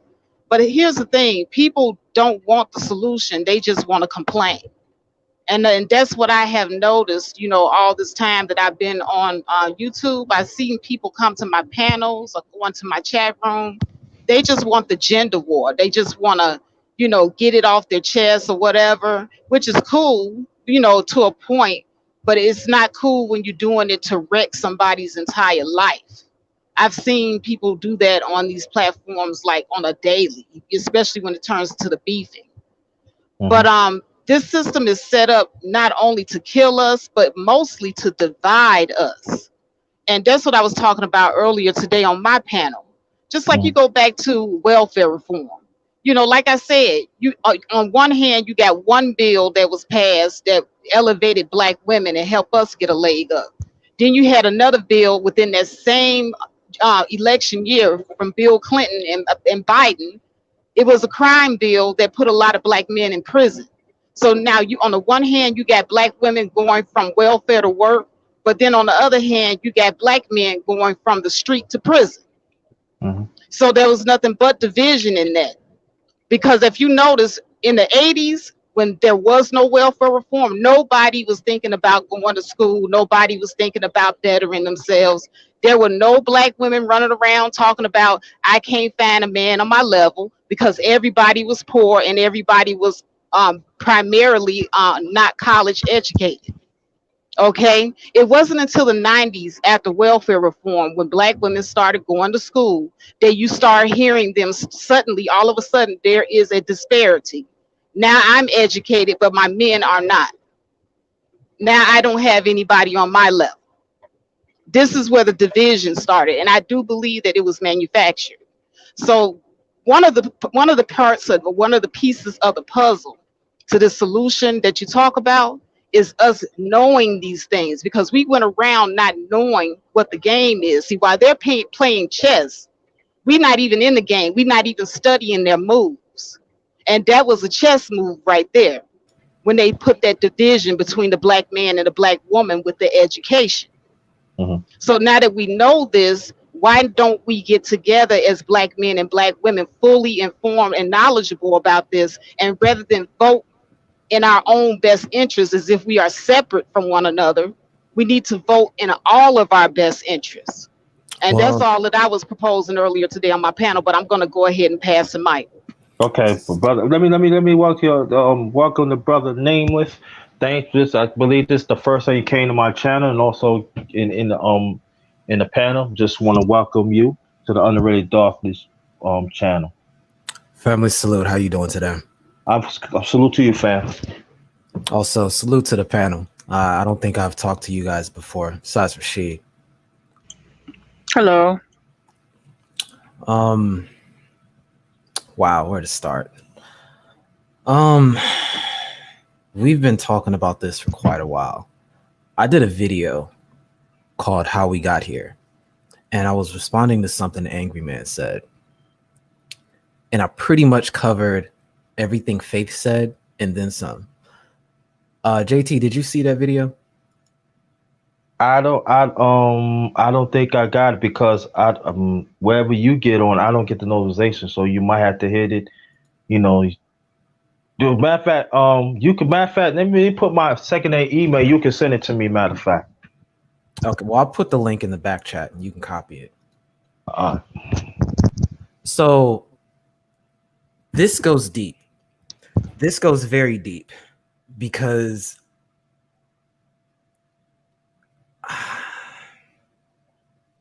I'm going to say intersectionalism was the true start behind a lot of this, which exploited a social heritage that never left the plantation. A people are going to recreate what it is they have from where they came from. And this rift has been something that started since even before the slave trade kick off. mm-hmm. When you have differing reasons as to why Black people were even brought over here as far as the gender split goes, and when you see the difference in how Black men and Black women were treated, especially post 1812, when Thomas Jefferson started doing these damn baby farms, that was the beginning of the difference in treatment between Black men and Black women on the plantation, and when we finally got out and entered into Reconstruction.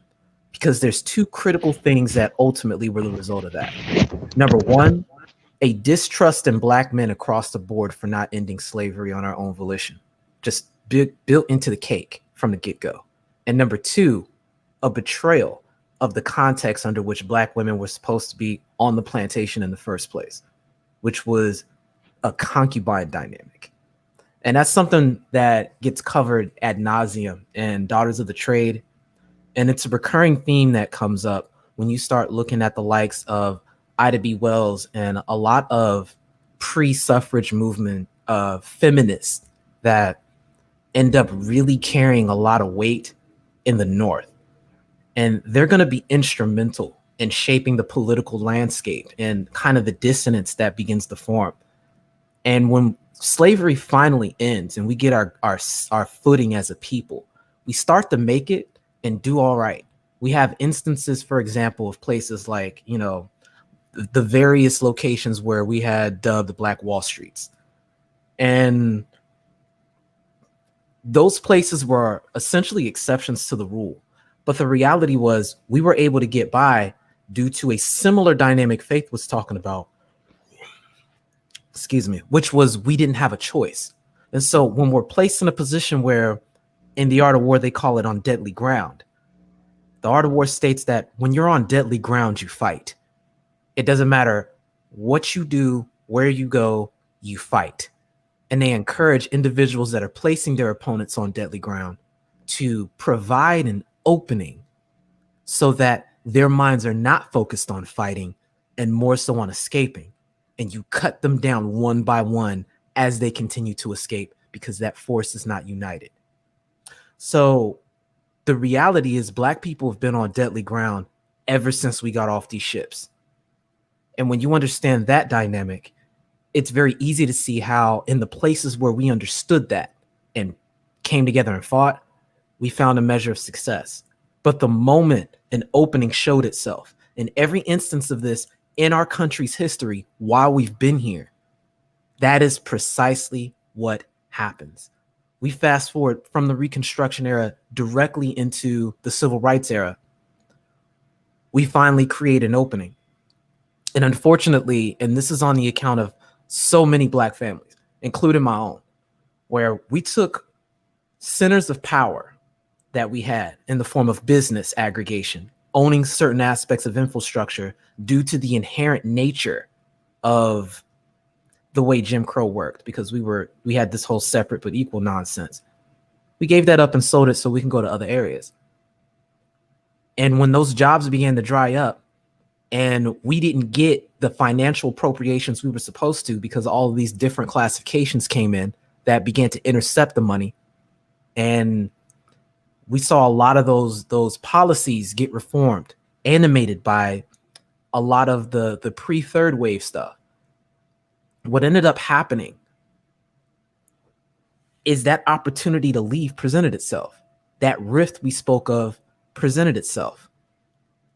And things like intersectionalism, which infiltrated into the Black Power movement, opened those old wounds from the plantation and reinstated a lot of these policies, such as the family unit consisting of mother and child.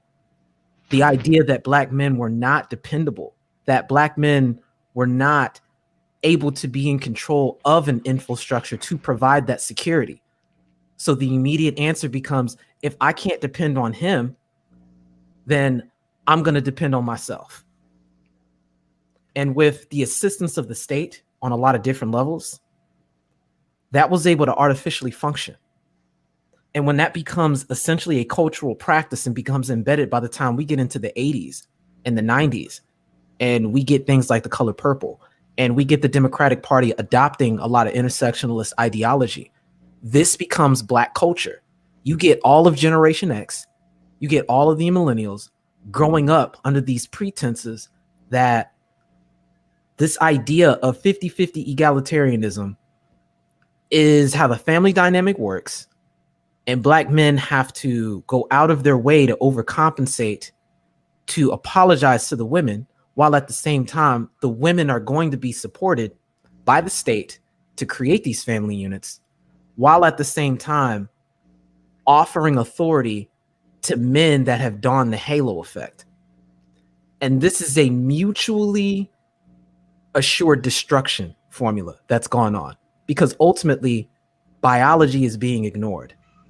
Men end up literally either one, becoming men nobody wants in the community, two, compromise into the school to prison pipeline, or three, so disincentivized by staying there that they end up leaving. And these are things that were inevitable, followed by Black women, well, women in general, but I'm speaking in the Black community, Black women opting out of the social contract, yet expecting the benefits that the contract provided to be held up by men, ends up building an inherent resentment. And there's this idea of, I can climb to the top, and now that I'm at the top, I don't have anybody that's my equal. You guys need to step your game up. And not realizing that a lot of the way the family dynamic is going to be viewed, the way that the family dynamic is going to be understood, is going to be predicated on those first several years of a person's life, where in these environments, Black girls are taught, you need to be independent and not depend on someone because you can't guarantee your own safety.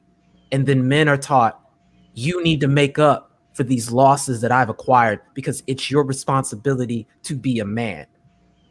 And that's being told to a 7-year-old that has never seen an illustration of what that even looks like. When I say that there are Black men who literally go years without even having their inherent humanity recognized, I just asked the chat the other day to press 1. If anybody has, in the last 6 months, literally came up to you and acknowledged you as a Black man for being human. Nope. And the answer is none. In fact, when somebody walks up to a Black man and actually says anything positive without a motive behind it, instantly suspicious and confused about it. Mm-hmm. And when you compare that to other groups of people, they don't even understand. Like the level of synergistic misappropriation of what's really going on is so deep that we have to go all the way back to the plantation to find the rituals that are being played out without us realizing it. Because the only context Black men have been used to working with each other has been in a context that emulates the field work, i.e. coming together by an individual that selected you to be on a team, generally on some sort of platform, arranged by virtue of skill, assigned a value. This is a slave auction. You look at any draft in the sports community, that's what I'm talking about. You look at any draft and then you compare that to a slave auction, I don't see the difference. We get to the plantation and we'll work with other groups of men so that we can accomplish somebody else's goals.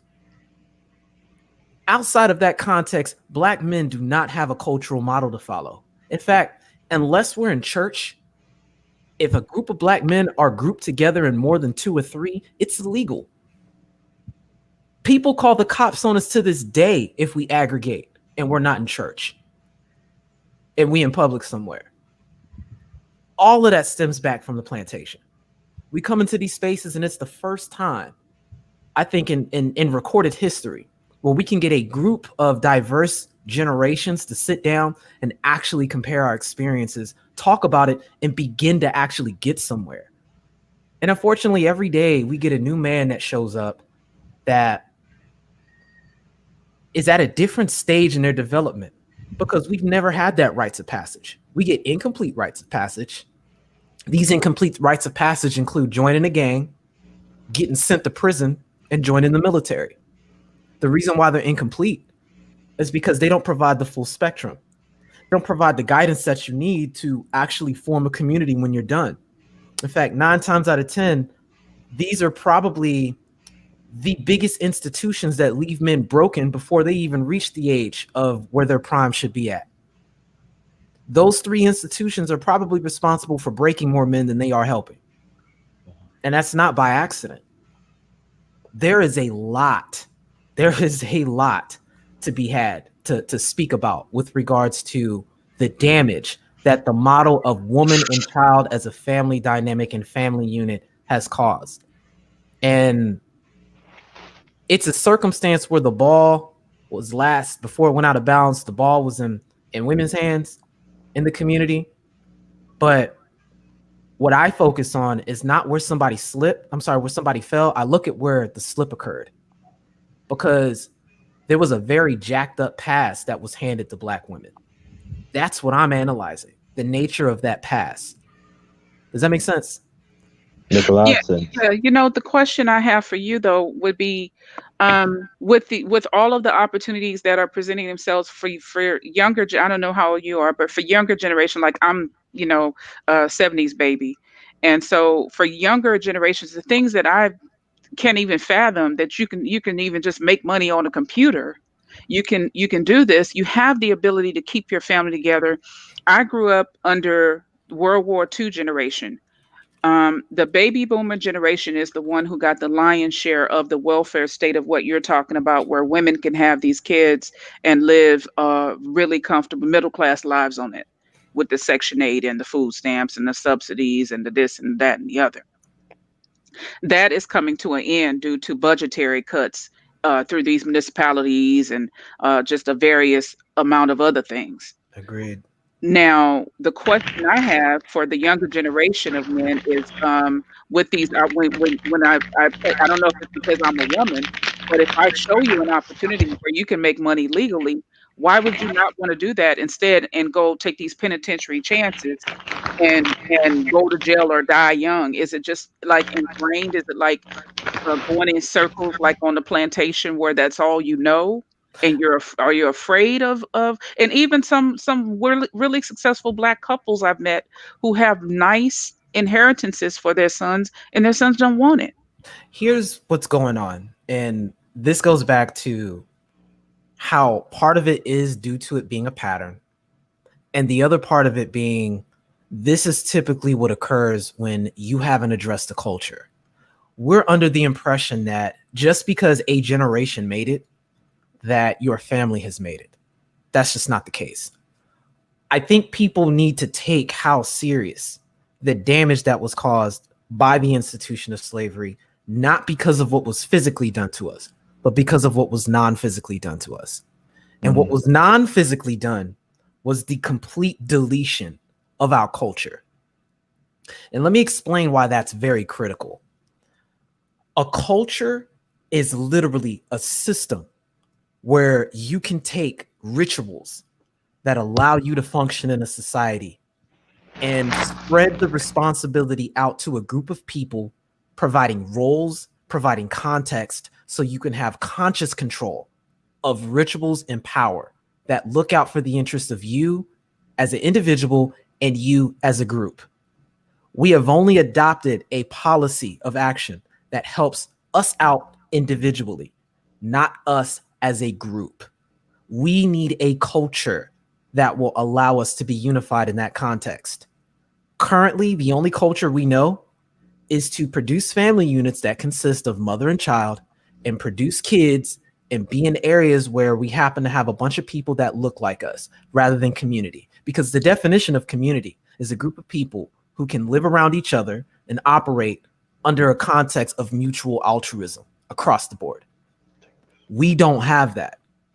We have a bunch of individuals that say they made it. And the end result of that is children growing up utterly unincentivized completely.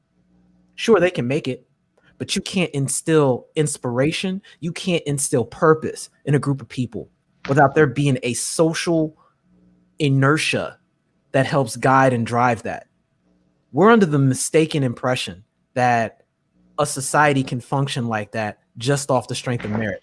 When you look at every other group of people that exist in this country, they're coming from some place that's provided them social inertia, including a name, a language, and a place that they came from that has a history associated with that.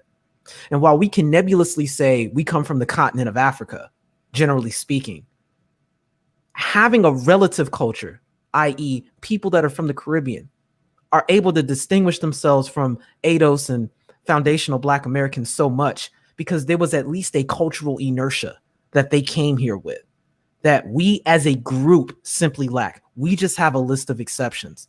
And unfortunately, we miss the importance of looking at where we stand as a group, and we focus too much about where we are as an individual because that's how we got by in the environments that we've had here. And so we have a culture that's predicated on being an individual and not learning how to aggregate our power and be a greater group. Everything that was important on the plantation, we have literally copy and pasted into society. If you want to understand what needs to be happening, just look at the Moynihan Report. Look at the Philadelphia Negro Report that was written by Fraser and build upon the slave narrative witnesses and accounts going back to the 1800s and W.E.B. Du Bois putting his hand in a lot of that. This is a very, very old dynamic, very old. And this idea of rich kids squandering wealth within a generation or two is a cultural pattern.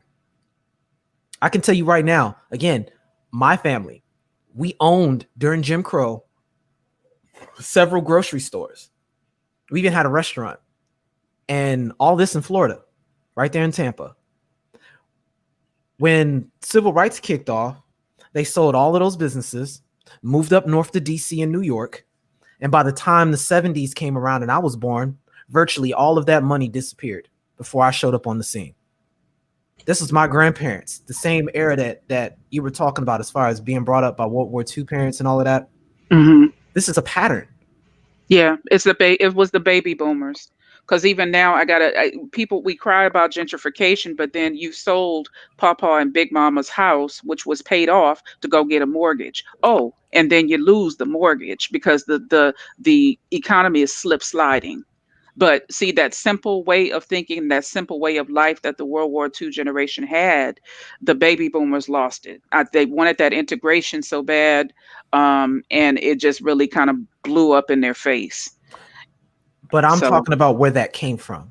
And it's because we were following our cultural directive, which was to produce children and to work hard for the purpose of another group of people. That is all we've known how to do for 400 years.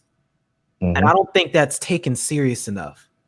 Like when you consider the fact that we're the only group of people in a first world country who've been able to legally read for the last 150 years. Nobody else on the planet can say that. Do you know what that does detrimentally to a culture when we know that a lot of that is epigenetic at this point? Meaning what you physically experience, if you reproduce and have children, those psychological dispositions and experiences and traumas are passed down genetically. This has already been shown. This is absolutely crazy. JT, there's gonna be a panel I'm gonna be doing with Nicole Ali. And I you already know, appreciate it. yeah, we'll be going over epigenetics and trauma. And I think that's going to be a very important key that people can take and sort of go back through our history with a fine comb and start identifying aspects of the conditioning to start undoing. Because to be honest with you, at this rate, I see this rift getting greater. And it's going to be the younger generation that's going to suffer more so than anybody else. Because I don't think there's much you can do about current millennials, X, and beyond. I don't think there's anything you can do with that. And it's going to be the younger zillennials and the alpha generation that are going to be stuck with this sharp divide where black men in general are not going to be trying to deal with black women at all if they're still on the continent, because a lot of them are probably either going to be leaving and going to other places where their black community's at, or just wholesale checking out. So if people want a black community as it's understood now, these are the things we have to go back and understand, because black men have been so disincentivized and black women have been unfortunately given such incomplete information that disregards biology with regards to what makes them seen as a wife versus a concubine versus a partner. Like, this isn't on accident, but until we sit down and really look at the entire picture, we're not going to get anywhere. We have to revise the social contract. That is a must. And that social contract has to be taught from the beginning. Because once you get past a certain age, if you don't see certain cultural cues, I don't think you can psychologically adapt to that. Because the truth is, these men are being raised resentful that they're boys. Just resentful at having a Y chromosome. And if people took the time to sit down and actually talk to these boys growing up and gave them those illustrations outside of a charity dynamic and showed how important it is to have family units, because that's how you aggregate power, we're not going to get anywhere. There are places where this idea is being reinforced. I look at the Black church. I think that's one of them, because that's one of the institutions that followed us from slavery. On one end, it helped insulate us. It became a nexus of power for us. But on the other end, it perpetuated a lot of the culture that warped our worldview into a nihilistic culture of, I'm going to have pie in the sky, so I don't have to think about 5 generations down the line. I'm going to do what I can, and we'll just figure it out because Jesus will take care of it, rather than getting into the action as a group solving a problem. We get stuck on these lottery ticket methods of actually getting somewhere. And we're expected to be able to compete with other groups of people who figured this out long ago because their culture hasn't been interrupted. But you know what's odd is that it seems as if the we had more community after slavery during Jim Crow, and during that era, the family unit was tighter. We did. And you know why? It was what I said earlier. We understood we were on deadly ground. And it was so much of a threat to other groups of people that white supremacy had to form a military branch and start addressing us directly and attacking us at our weak points, which was resources. We just didn't have the number of resources to build a standing resistance and create a credible physical threat when it came to organized military action. That's where we suffered from. Had we had that, I think there would have been a second war. Like, there would have been a second civil war if that occurred. If, simply put, things had to go down that way. Either they would have forced white supremacy to stop, which they really didn't, or we'd have been just simply wiped out. And I think that was coming to a head when, at the conclusion of World War II soldiers were coming back after basically saving everybody's behind, and we're still getting hung. Yeah, that's what I was talking about. I was talking about that in the past too. Go ahead. I'm sorry. Oh no, you fine, family. And finally, Lyndon B. Johnson, who was again staunch racist, had to realize that he was facing a civil war scenario, because now here you are with a group of men where most of the men who were in the war You've got a group of black men able to train other men how to fight. They've demonstrated their ability. If they didn't introduce civil rights, we would have ended up mobilizing and getting assistance from the continent. And I don't think that would have turned out the way we understand it. If they didn't do civil rights now, there would have been an additional civil war. It would have been Civil War Part 2 and would have played out totally different. And they would have taken more L's than what they want to, because they're not going to nuke their own country. You understand what I'm saying?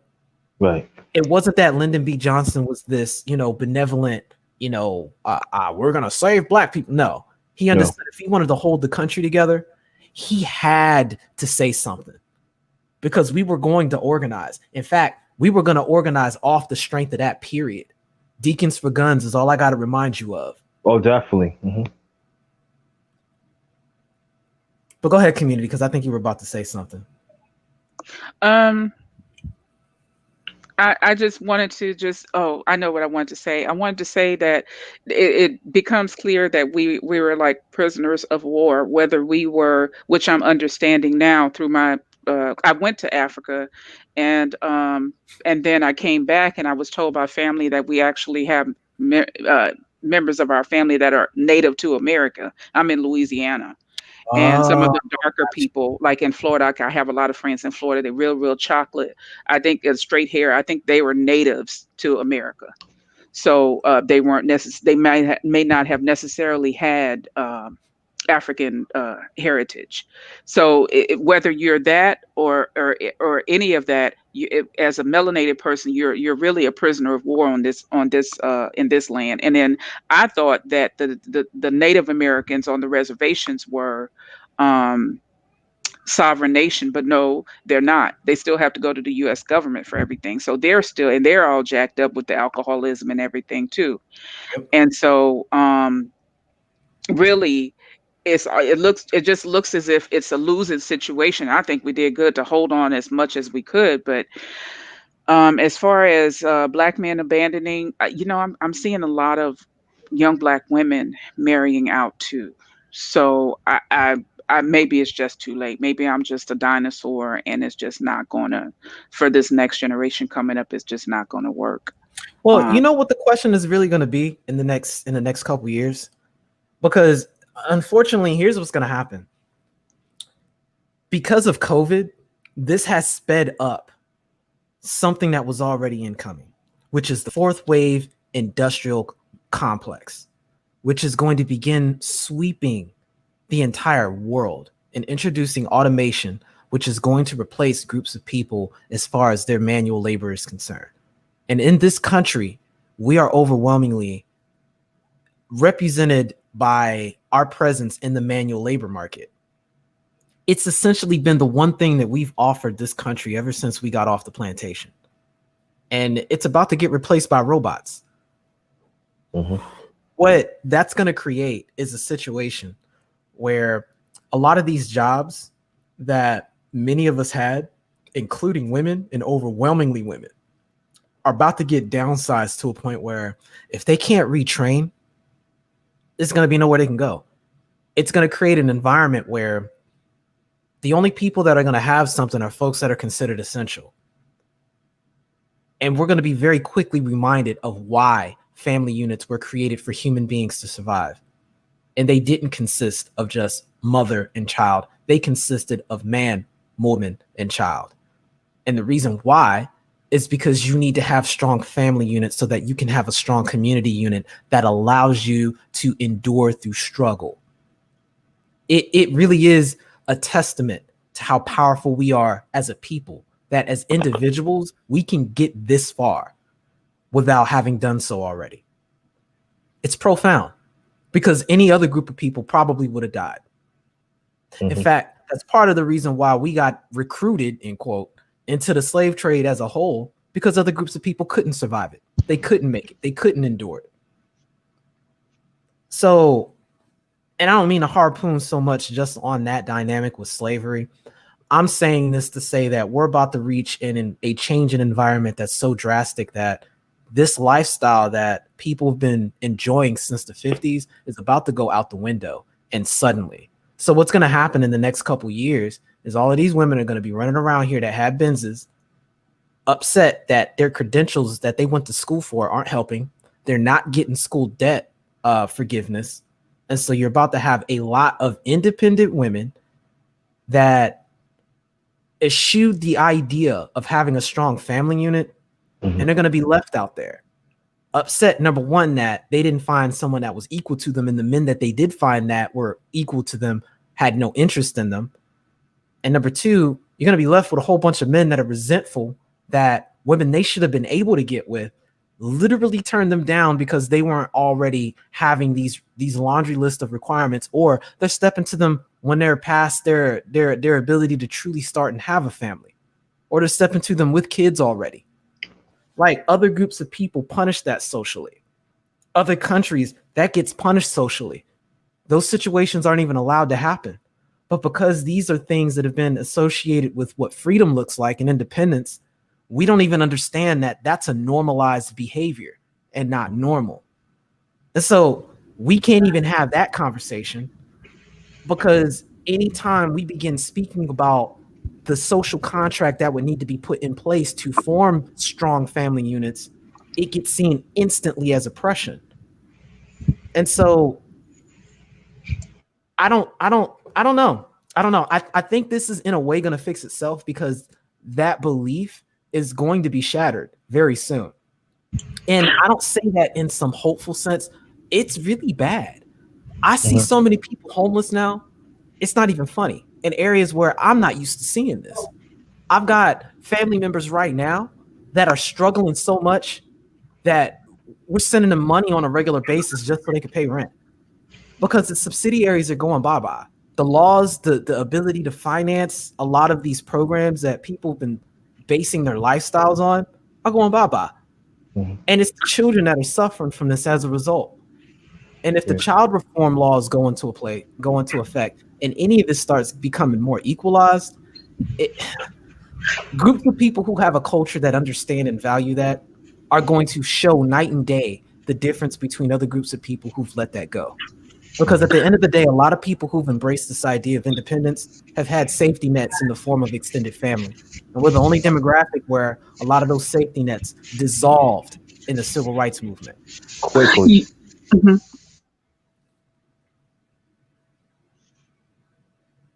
Community, go ahead. I was done. Oh, I've been talking so much. Let's let him talk. And I'll come my point after you make your point. No. I was saying that I did had a discussion about this a few months ago, but I found out, and I have to say this for our people, at a certain level, it stopped. I was talking about experience of my late father. I was talking about experience of he was talking experience of my late grandfather. I was telling them, like, the same thing Brother Names was really talking about it.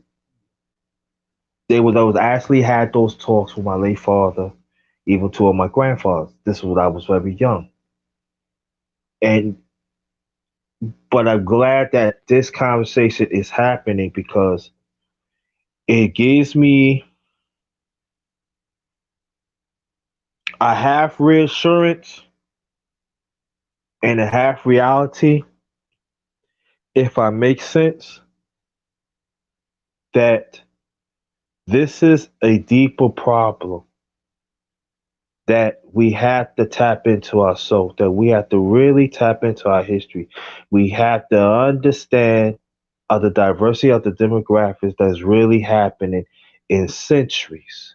Because, see, I found out I'm talking about for me, throughout the years that I had these conversations, we always talk about decades, and rightfully so. But we never talked about of centuries of continually hurt. And I feel that, I hope that of this channel, that we could talk about centuries of what's going on in the past, because there are some brothers and sisters right now, they say, we don't need to go talk about the past. We don't need it. We need to deal with right now. So that is the problem right now. That's the problem. You don't want to talk about the centuries and what's going up around because I always say this. If you know the pattern what's happened, I guarantee you, you can find a solution to fix it. The problem is we find a solution of our history of decades instead of centuries. Because half a pattern not going to solve solutions. But when you see the pattern eternally, you have a chance to get it fixed. But this is the question is, are we willing to fix it to stop the continually deadly bleeding that is happening for our people of centuries? And I'm just going to, and I know Nameless, you got to go because I know you want to get on the path. You can make your last months whatever, and then we can keep it going. And then I close out a few minutes.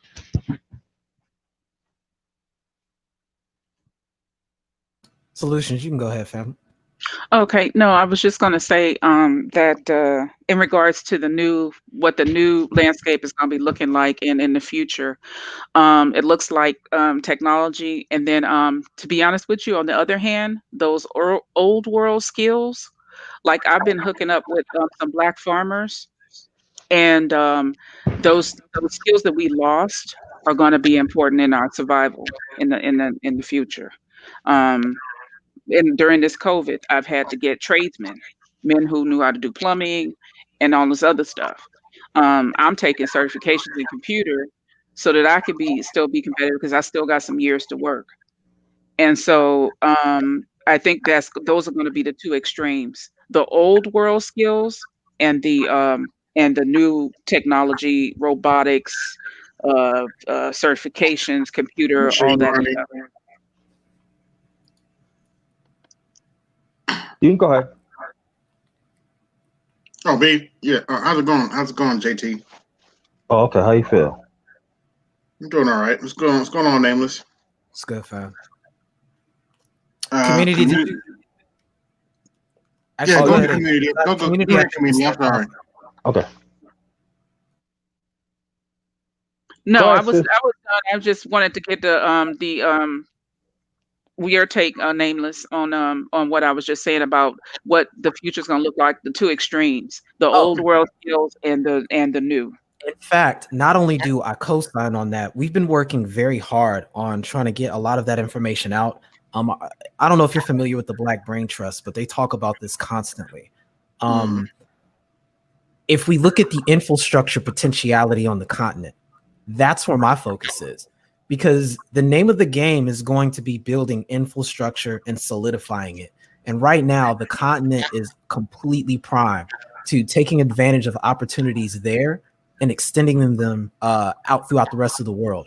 So yes, being able to take first industrial skills such as farming and agriculture and marrying them to technology, specifically with being able to do more eco-friendly, carbon emission free opportunities to harness and fuel that, because there's all kinds of potentiality for solar, geothermal, and hydroelectric electric energy to really give a leg up for folks on the continent.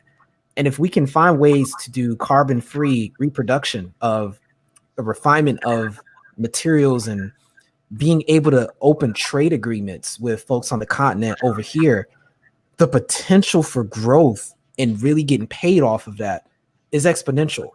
And it's something I think the whole rest of the world is looking at the continent for. I know for a fact that this is what got China in motion for that. And a lot of them on the continent right now are really looking for African Americans to go over there, folks in the greater diaspora in general. You know, they would like to work with us rather than, you know, having to deal with the likes of China and a lot of folks out of Europe. But a lot of us, again, aren't aware of that. And then the other factor ends up being we can't take this conditioning over to the continent or to other groups of people and think it's going to be successful.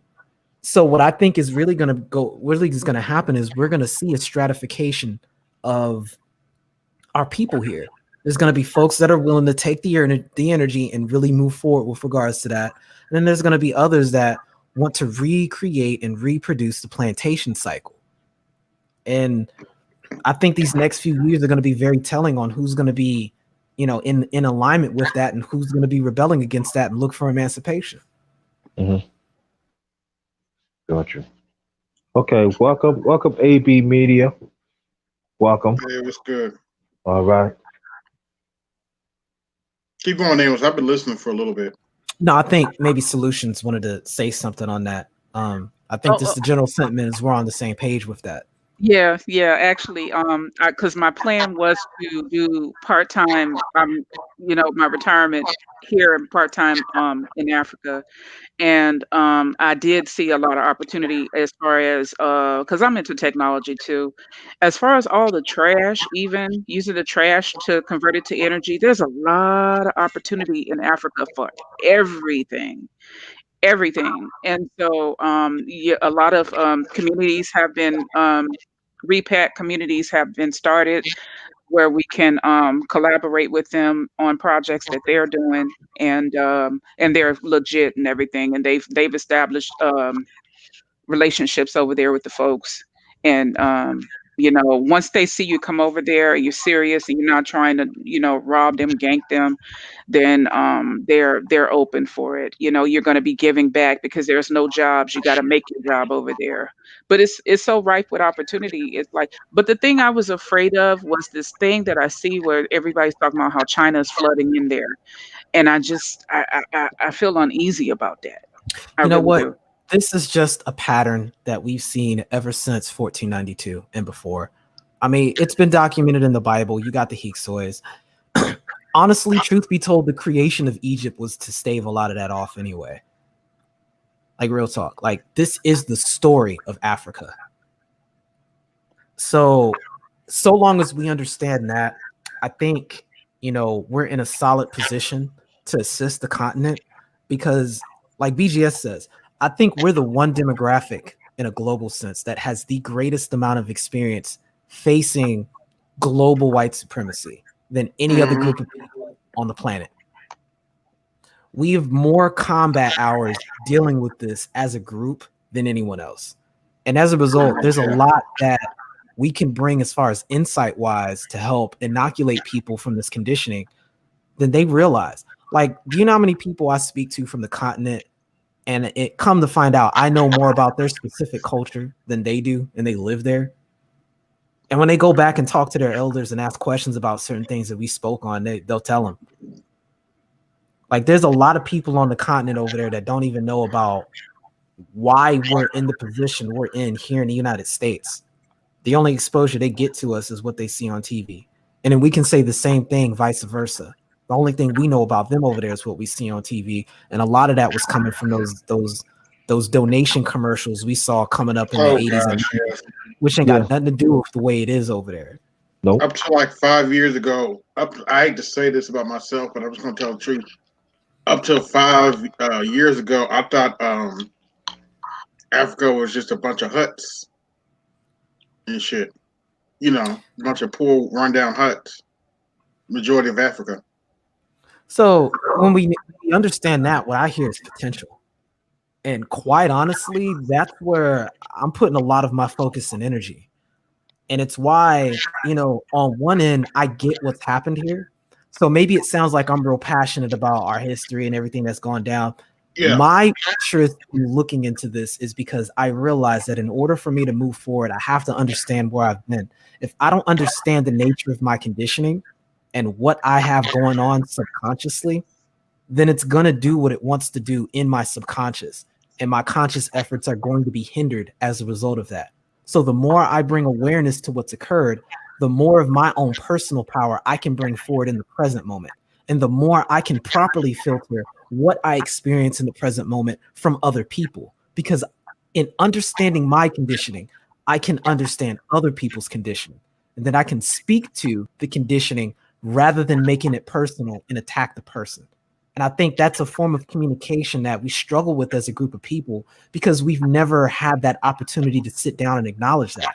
And I think it further complicates us being able to talk to each other, even like we are now, solutions. Like, we don't get a lot of panels where there's not a mismatch in power and social dynamic. You understand what I'm saying? There's this, generally speaking, when we talk about things like this, there's a mutually wounded argument that's taking place where one person is trying to force accountability on the other, and it's war rather than communication and actually building to a conclusion. Does that make sense? Yeah, because there is a push for gender war, and that's why my channel is I'm against gender war. I hold black men accountable, and I hold white black women accountable, because and then there's just the outside world that's really a war that's designed to destroy you. So you have to look at the whole picture. But did you see that article? Somebody did an article. This white professor was masquerading himself as a black woman on social media. Yeah, I heard And about that. yeah. So I think it's a lot of that going on where people are just like, they're so interested and so invested in us being a part that we have to be wise and see the end game and the big picture of what they're trying to do. And so the gender war is just one of those things. And we really don't have black folk. We don't have time for that. We don't. We got too many things we got to do, you know? And they're Well, not doing it to other communities. They well, don't do it to other communities. well. Again, I hear you, this but this it's goes. go ahead. I'll say Go this, ahead. baby. I'll say this. Black folks got to decide whether or not they want a black community or not. Mhm. That's what it boils down to. And you're not going to get a community without revising the social contract, because as it stands, there have been policies that have allowed for black women to opt out of it completely from the very onset. And black men are being held with the responsibility of the contract, but they're not given any authority from the community to actually do what needs to be done. I look at the Ice Cube situation as an illustration of that point, and that was a missed opportunity. Everybody was more worried about him taking initiative, which is the one thing that men who are in control of their initiative and authority and agency do, instead of looking at, okay, his strategy worked. How can we capitalize on this? And now, instead of him having to do that, do it in his stead. Like, Mhm. that kind of thinking is thinking that's the result of cultural understanding of how power works and power dynamics. What we see here is a desire to perpetuate the way the plantation dynamic has worked, because it's allowed the Democratic Party to function the way it is. And it's kept us from being able to become credible threats to the Republican presence. In other words, engaging in the political process as a whole. Like, personally, I'm independent. I don't see either or. I think, Me too. I've been independent for Me 20 too. years. so you already hip. Like, it's not a matter of being married to a party. It's about what's going on with regards to what your goals are as a group of people. Because I think the cheat sheet, the litmus test I use is, when I look at this, I go, if I were Jewish, would this nonsense be getting said to me the same way it is now? No, And if the not at all. answer is different, I know exactly what this is about. It's about my place in the hierarchy here, in the social caste hierarchy here, and I need to begin to respond to that accordingly. And I But think, see, no, I'm calling names. I wait. oh no, that's all I was going to conclude it to. That But see, this is what I'm saying. Go more on your point, and I want you to understand what I'm saying. The power that the Democrat Party has given these black women for decades and everything. I call them phantom legislation. And then what did they like now? I say this because AB Media, you've been on my panel, so you know what I'm getting ready to say. You know what I'm saying. But look, but black women, what did they produce? You want to be part of the Democrat Party. You want to feel you're being disrespected. But look what the Democratic had gave y'all. They gave you Cardi B and Mhm. Kamala Harris. Both of them is not descendants of African people. but But JT, see, God, it's not about that. And this is why this word gynocracy is so important. The gynocracy would not be able to exist without the powers that they gained from intersectional feminism. If you remove the legislative policies which were done through intersectional feminism from the democratic standpoint, there would be no gynocracy.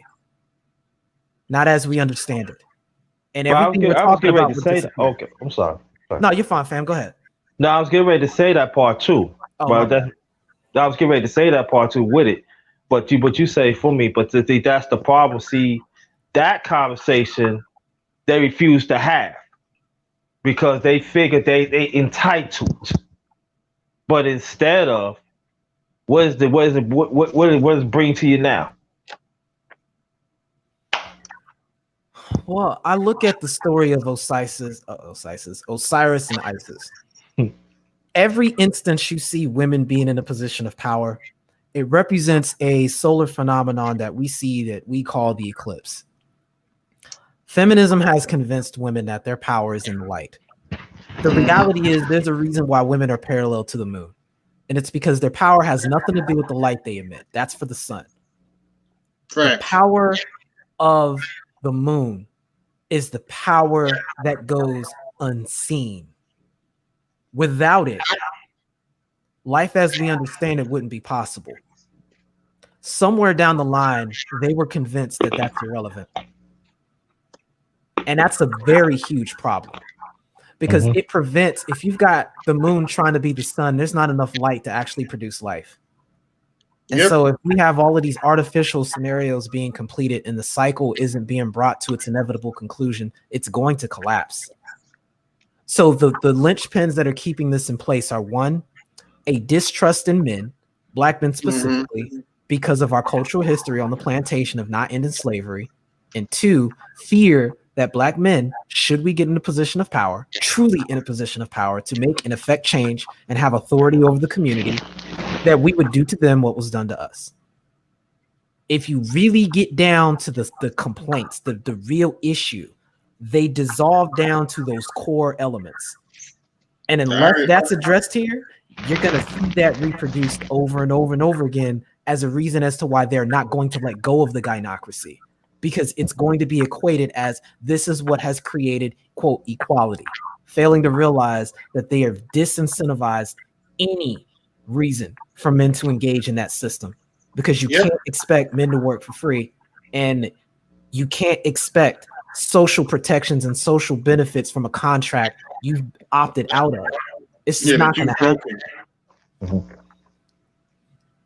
So, I mean, this is why the gynocracy talk is important. And this is why a lot of us that have the ability to, we're looking at the continent, because the gynocracy can't really exist in a different cultural undertone like what's going down on the continent. They're trying, but you're on deadly ground again when you go back out there to the continent. It's sink or swim. You've got to make it. You need to have community. You need to have roles played. And I talked about Osiris and Isis because when Osiris fell, it was Isis that put him back together again. And he got back into his groove and did what he needed to do. You know, it was never a matter of, F it, he failed me, I'm not going to do what I need to do. Well, there it is. And when we see that pattern interrupted, we have problems. We've seen that recur on so many different instances. It's not funny. Going down to Queen Zinga. We've got the situations that were going on with the Maroons with Queen Nanny. Like, it's just too many instances where we've seen these things be temporary setbacks to restore order, not this usurpation of power to maintain a normalized condition that doesn't bear any fertile fruit. You can technically reproduce a tiger and a lion together, but the end result is an offspring that can't produce anything. This is exactly what we have going on. That's true. That's true.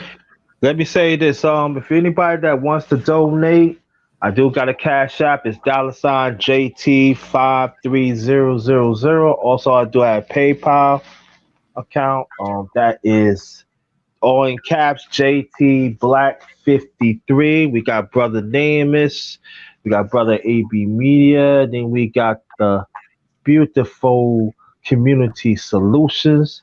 And and welcome. This is the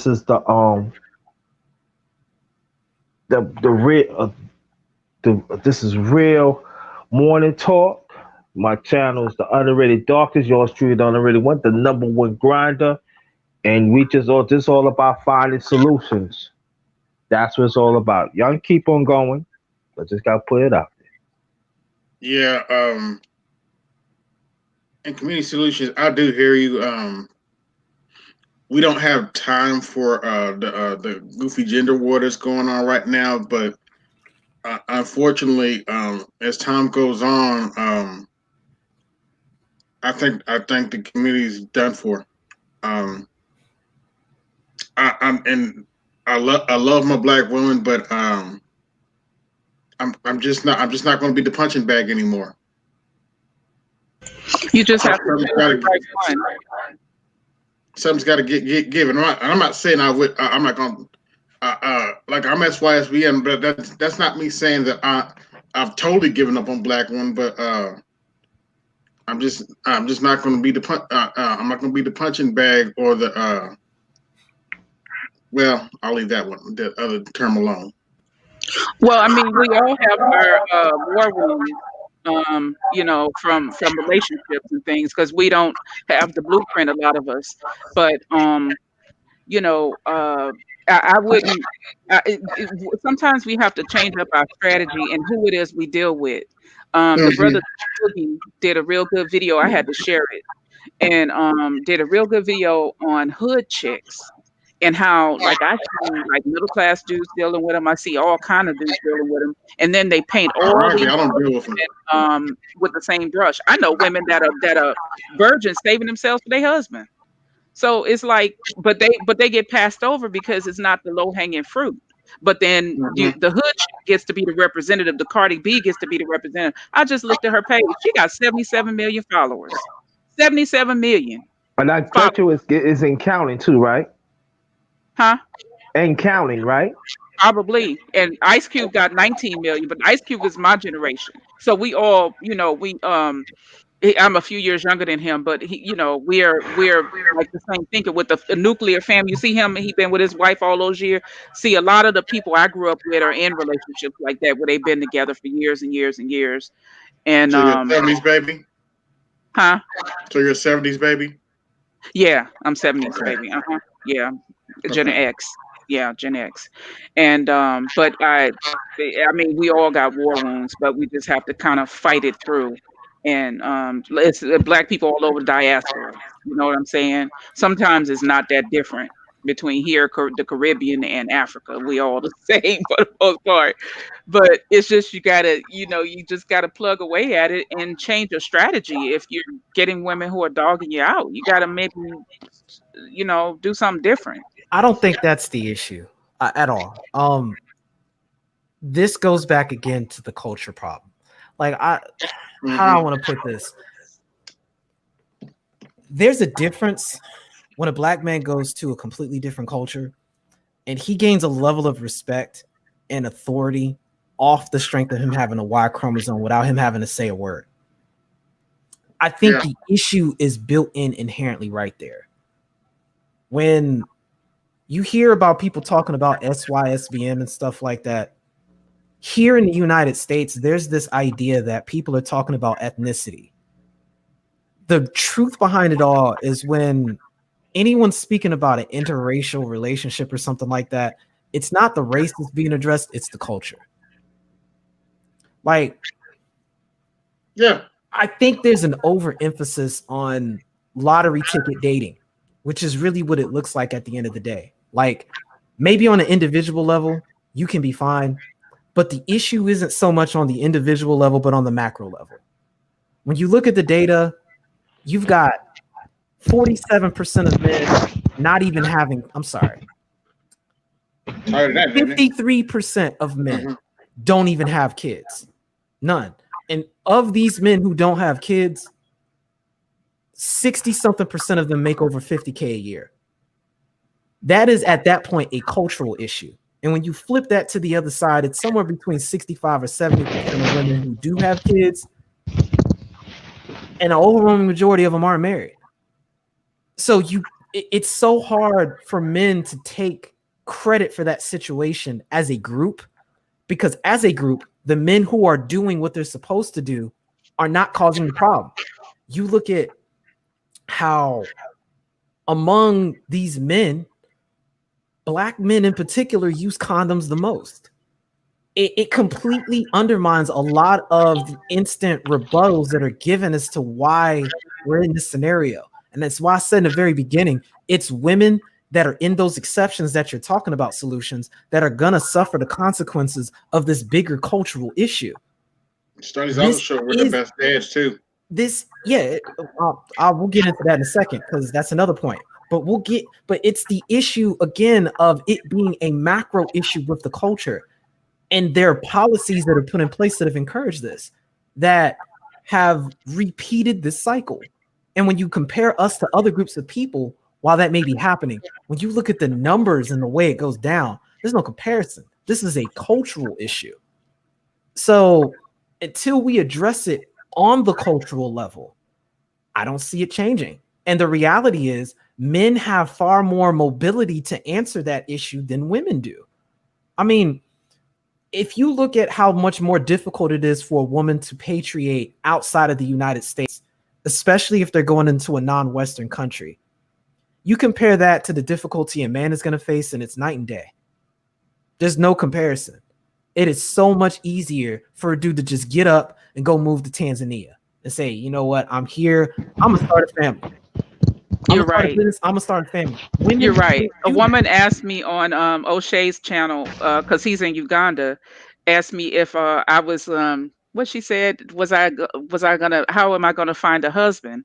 And I was thinking to myself, well, I said, no, sweetie, I'm old. I'm gonna come there to retire. And she was like, oh, because in their mind, which I believe in family, I believe the man is the priest in the home. He's supposed to be the covering for the family. I believe all of that, but I just didn't find one. And so I'm like that unicorn too, with no kids, and I get lambasted in the Black community for not having kids. Yep. But you have them anyway. But my lights is off, and all I have is ramen noodles. Have them anyway. Just have babies anyway. That's the plantation talking. Well, that's the plantation talking, because on the plantation, that's what you did. Mm-hmm. You see what I'm saying? So that's why I call it a ritual. You got to remember, because you're probably in your 40s, right? You got to remember, in Africa, in Africa, in some areas, it's not necessarily healthy here, but in some areas, women's in their 50s still having kids. So that's baked in too. To an extent. Yeah, that's true. But I mean, I'm good without it, because it's just, I just feel like it's just too late, and it's not really worth it. Like I have a million other things I think I can be more productive at. But I wasn't really trying to be a baby mama, and I knew that from the age of 7. That I was not trying to live that life. But again, we're talking about the bigger picture, and there's not a lot of women who take your disposition. In fact, a lot of women who are in your position feel entitled to men who are productive, that are family oriented, and they believe that they should be treated the same way as though she would have been treated when she was in her 20s. And this goes back to it being a cultural thing. And it's a cultural thing because somebody told that woman while she was growing up that she can have everything she wanted. She can go get her career in order and all of that, and then worry about kids when she's in her 40s and 50s. And that don't even make sense. When you look at the issue with biology, at the end of the day, women not only have that issue, but they've got a biological clock. And if you don't have a culture that's providing you social oversights and social benefits, then you're stuck dependent on the state. So we're in a position where the overwhelming majority of Black women are in the position they're in because the power of the state has created an artificial environment that allows this dysfunction essentially to not only become normal, but to be normalized. So if they leave this incubation area, all of that behavior suddenly gets punished. And the problem becomes, this gets classified as oppression. The issue is, it's your word against the world's. It's your word against millions of years of evolutionary biology. And at the end of the day, a man is designed to be able to up and leave and take his seed somewhere else. A woman is not designed for that by biological fact. And as long as there's this biological denialism element that's tied to that, we're going to run into issues. And it's going to, again, be women who end up being left short in this scenario because they're not in the same position to get up, leave, repatriate to another place that has other Black women and start a family that way. They're going to literally be left. And there's nothing they can do to stop it, which is the tragedy ultimately. Because there are a lot of women who didn't ask for that. There's a lot of women who understand what's going on and they're trying to address it. But here's what I also noticed. A lot of them are getting married. A lot of them are. Now, are there exceptions? Sure. We've got one that's really popular in the sphere. I think it was Jessica Light. She may well be, one of those unicorn exceptions. But she's going to have to take the collective L of, for every one instance of her, there are literally thousands of Cardi B's running around talking about WAP, thinking it's empowering.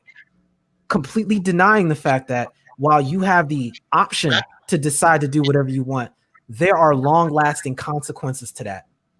Mm-hmm. The same way a woman can't respect certain men who aren't on their level, once a woman has demonstrated that she has behavior that is associated with the promiscuous disposition, she has disqualified her from being considered a long-term wife potentiality and has designated herself to the spot of concubine. Definitely.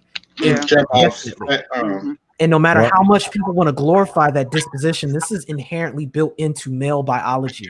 Because at the end of the day, a man wants legacy. And if you've demonstrated that your womb can be compromised, you're not going to be considered the stronger choice. The same way a woman wants a solid and safe environment that's rooted to being able to have kids, this is built in her biology. The problem is that safety, once you sacrifice long-term opportunities to get short-term safety, there's a price to pay for that.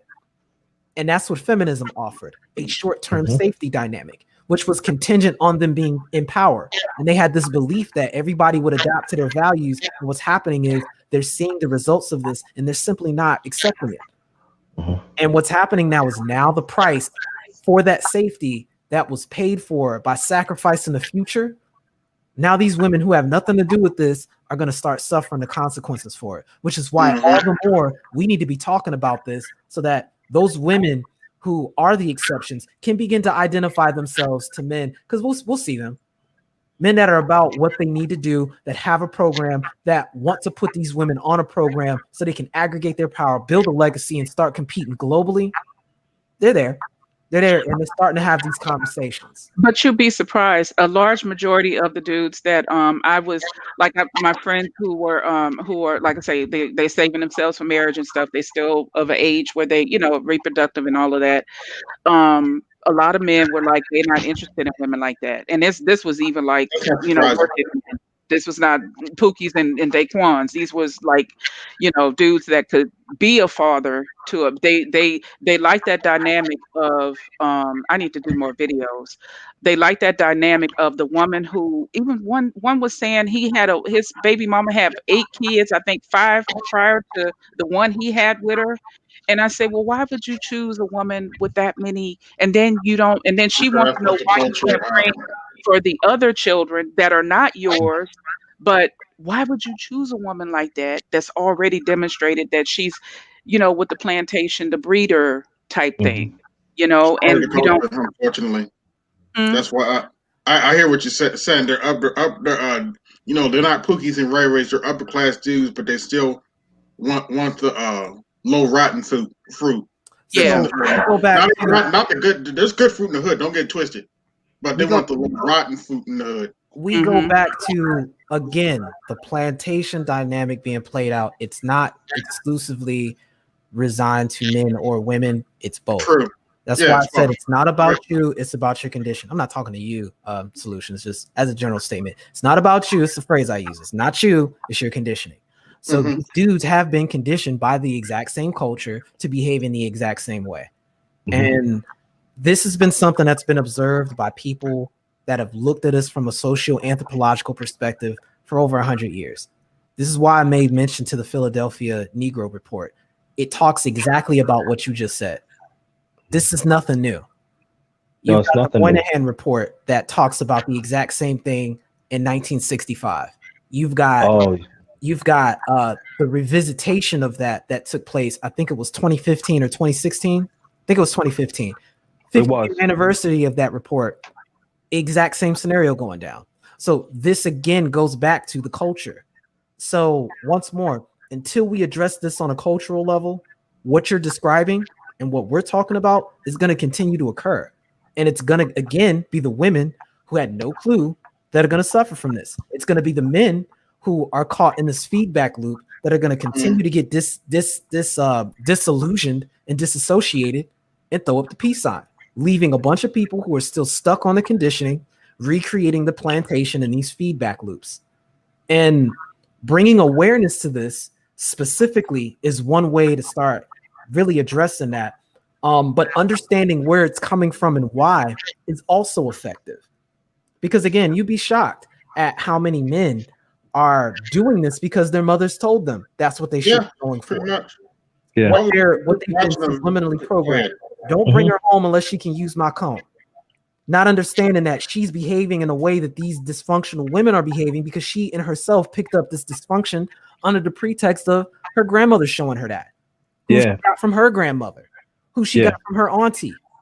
And it's this chain reaction of mirror neurons going off, synchronizing this dysfunctional behavior on some I'm being me because of the situation I'm in and I struggled to raise you. So, this is just how it is being a woman. Completely not understanding that the environment she is was artificially created. And it's our decision to participate in that.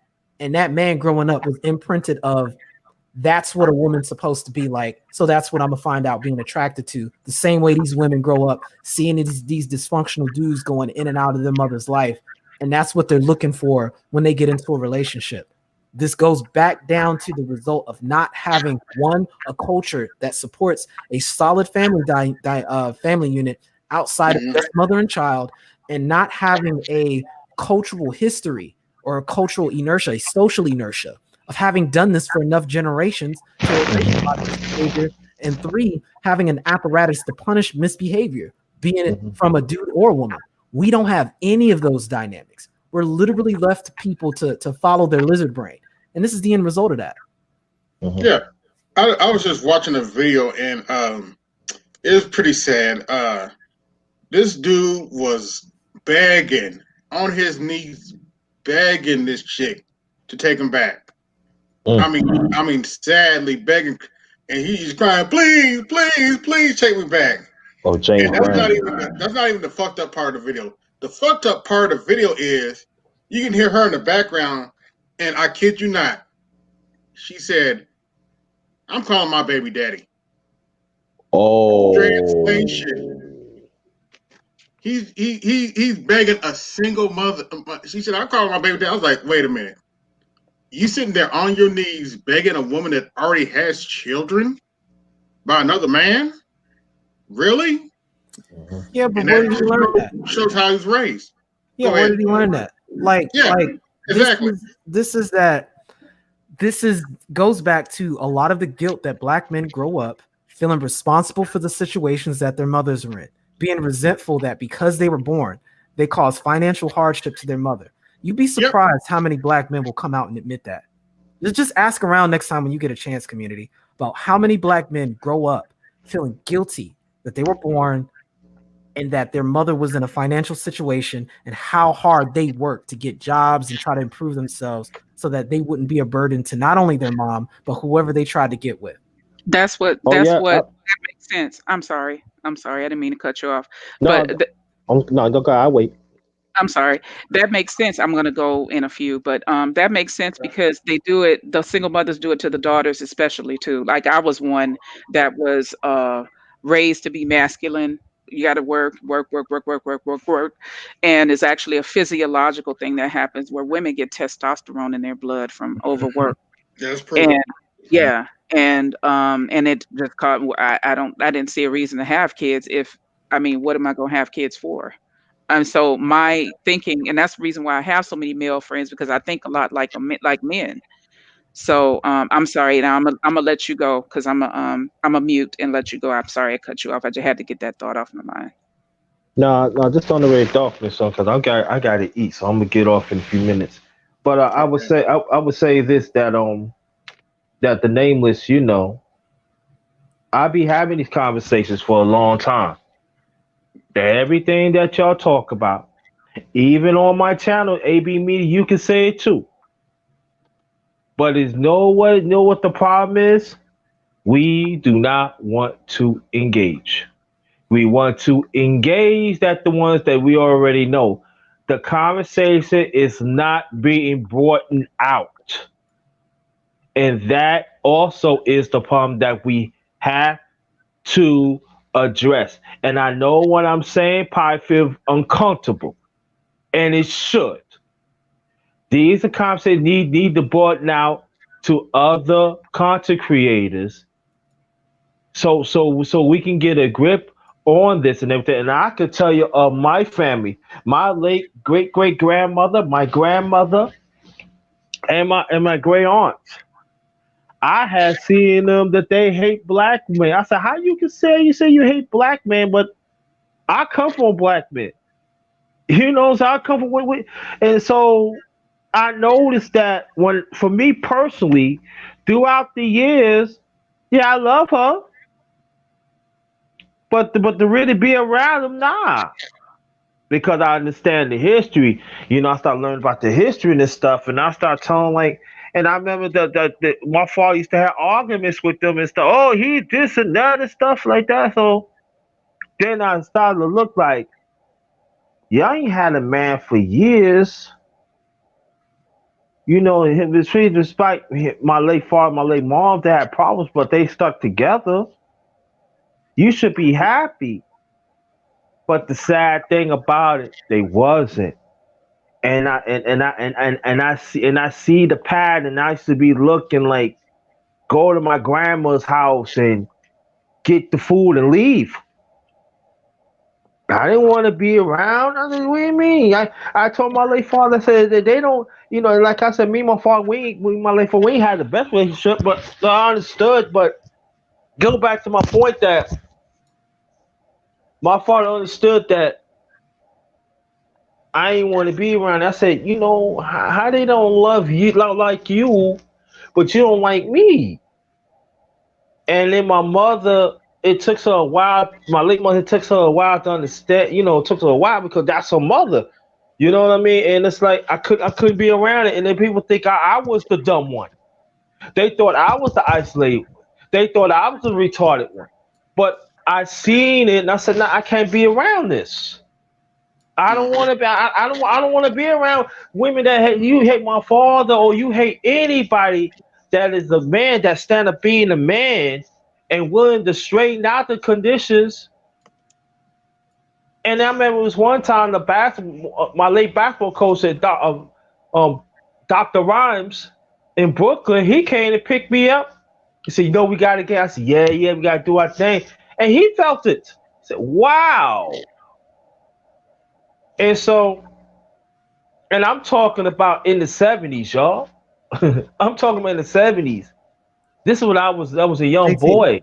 Yes. Yeah, JT, I gotta that's get what ready to baby. bounce because I'm on. Okay, thank you. Go Okay. ahead. It was But good talking to you, Nameless. Thank you. Come back, bro. solutions. Can you give me your channel? Because I definitely would like to chop it up with you about some topics dealing with the continent.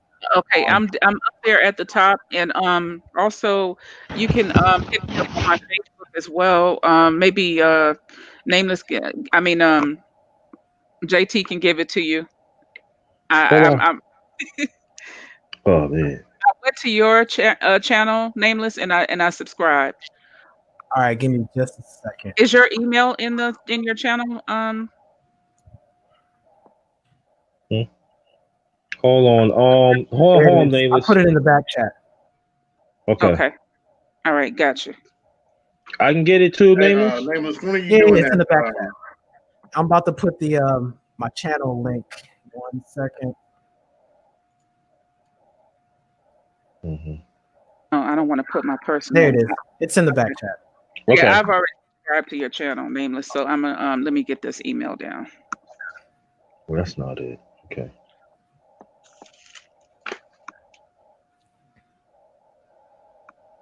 But yeah, toss me an email. I'm on this other panel with. So we'll definitely chop it up. And I'll keep an eye out for your mail. And then everybody else, man, salute to y'all. Thanks for having me up. It's always good Okay. chopping up with you guys. All right. All right. With the blue logo, Community Please. Solutions. I'm sorry. What did you say? You have like a blue logo. No. Oh, damn. Yeah, Oh. yeah. The top one is mine. Right under Yeah. community solution. The top Yeah, one is that's us. Yeah. my Okay. avatar is the same picture you see. So if you go to the channel, you'll see my face. Okay. And I have to upload more videos, guys. I be really busy. But I'm definitely going to do that. Matter of fact, I'm gonna try to start doing some tonight. Okay. Okay. Let me see. Let me get this. I'm about to drop off too. Yeah, okay, go make your last remarks and you drop off. You have a channel? Yes. AB Media 83. Okay. But SYSBM, we gotta try to build our community back up.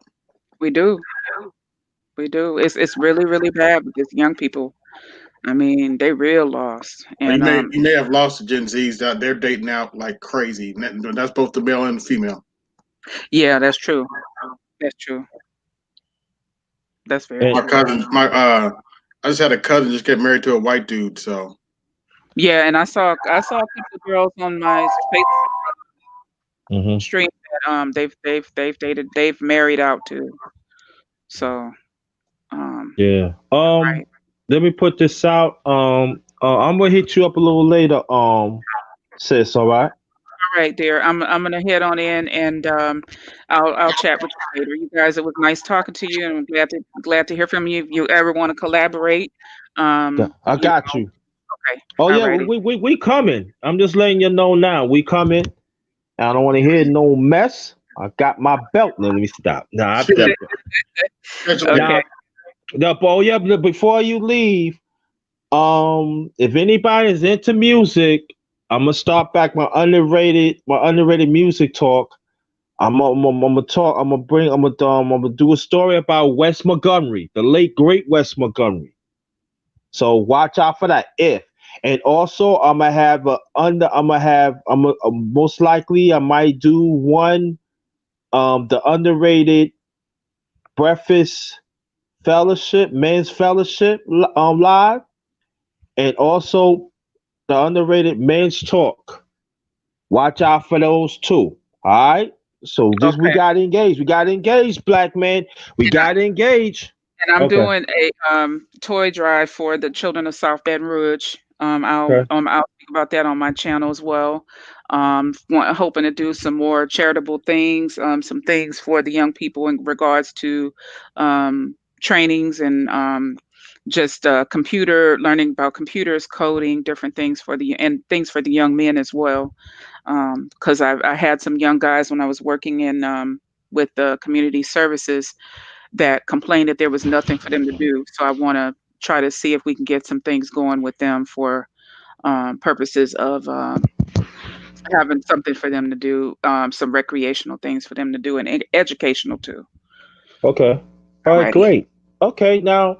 Now for you, you make your last remarks, and then I make my last remarks, and that's it. Close it out. This was an awesome talk. I'm really glad we had it. I hope to have many more and to see some fruitful works from what we are trying to do. And as always, my brother, it's been a pleasure. Thank you very much. And let me say about that before I make my last remarks. My channel is all about growth. My channel is all about finding solutions and stuff like that. And what we got to do is got to come from us. And like I said before, brothers, we got to be held accountable, us as brothers. But black women, you got to be accountable yourselves. You got to hold. Then the ones that telling you what's going on, you have to listen to them. I'm trying to tell you because I'm letting you know, black woman. And I'm talking about I could community solutions. You can say if I'm right or wrong. They're gonna tell you the real. They're gonna tell you the thing to avoid. If you're not willing to avoid it, I'm telling you right now, they're gonna drop you like a hot potato without no butter or nothing, without no Cajun seasoning, where you leave your ass thinking. Remember, think about it now. You got sisters out here that's willing to work with your women. If you're not willing to do it, they're gonna drop you off, and they're gonna be in line with us as black women, the ones that trying to piece back our culture. I'm telling y'all. Yeah, I agree. I agree. It's we got to get it together. We really do. All right. So until next time, people. Thank you. Thanks again, and thanks for engaging in the chat. People, the brothers in the chat. Thanks for engaging in this conversation and share it out. And let's find a solution. Until next time, this one is Ghost. All righty.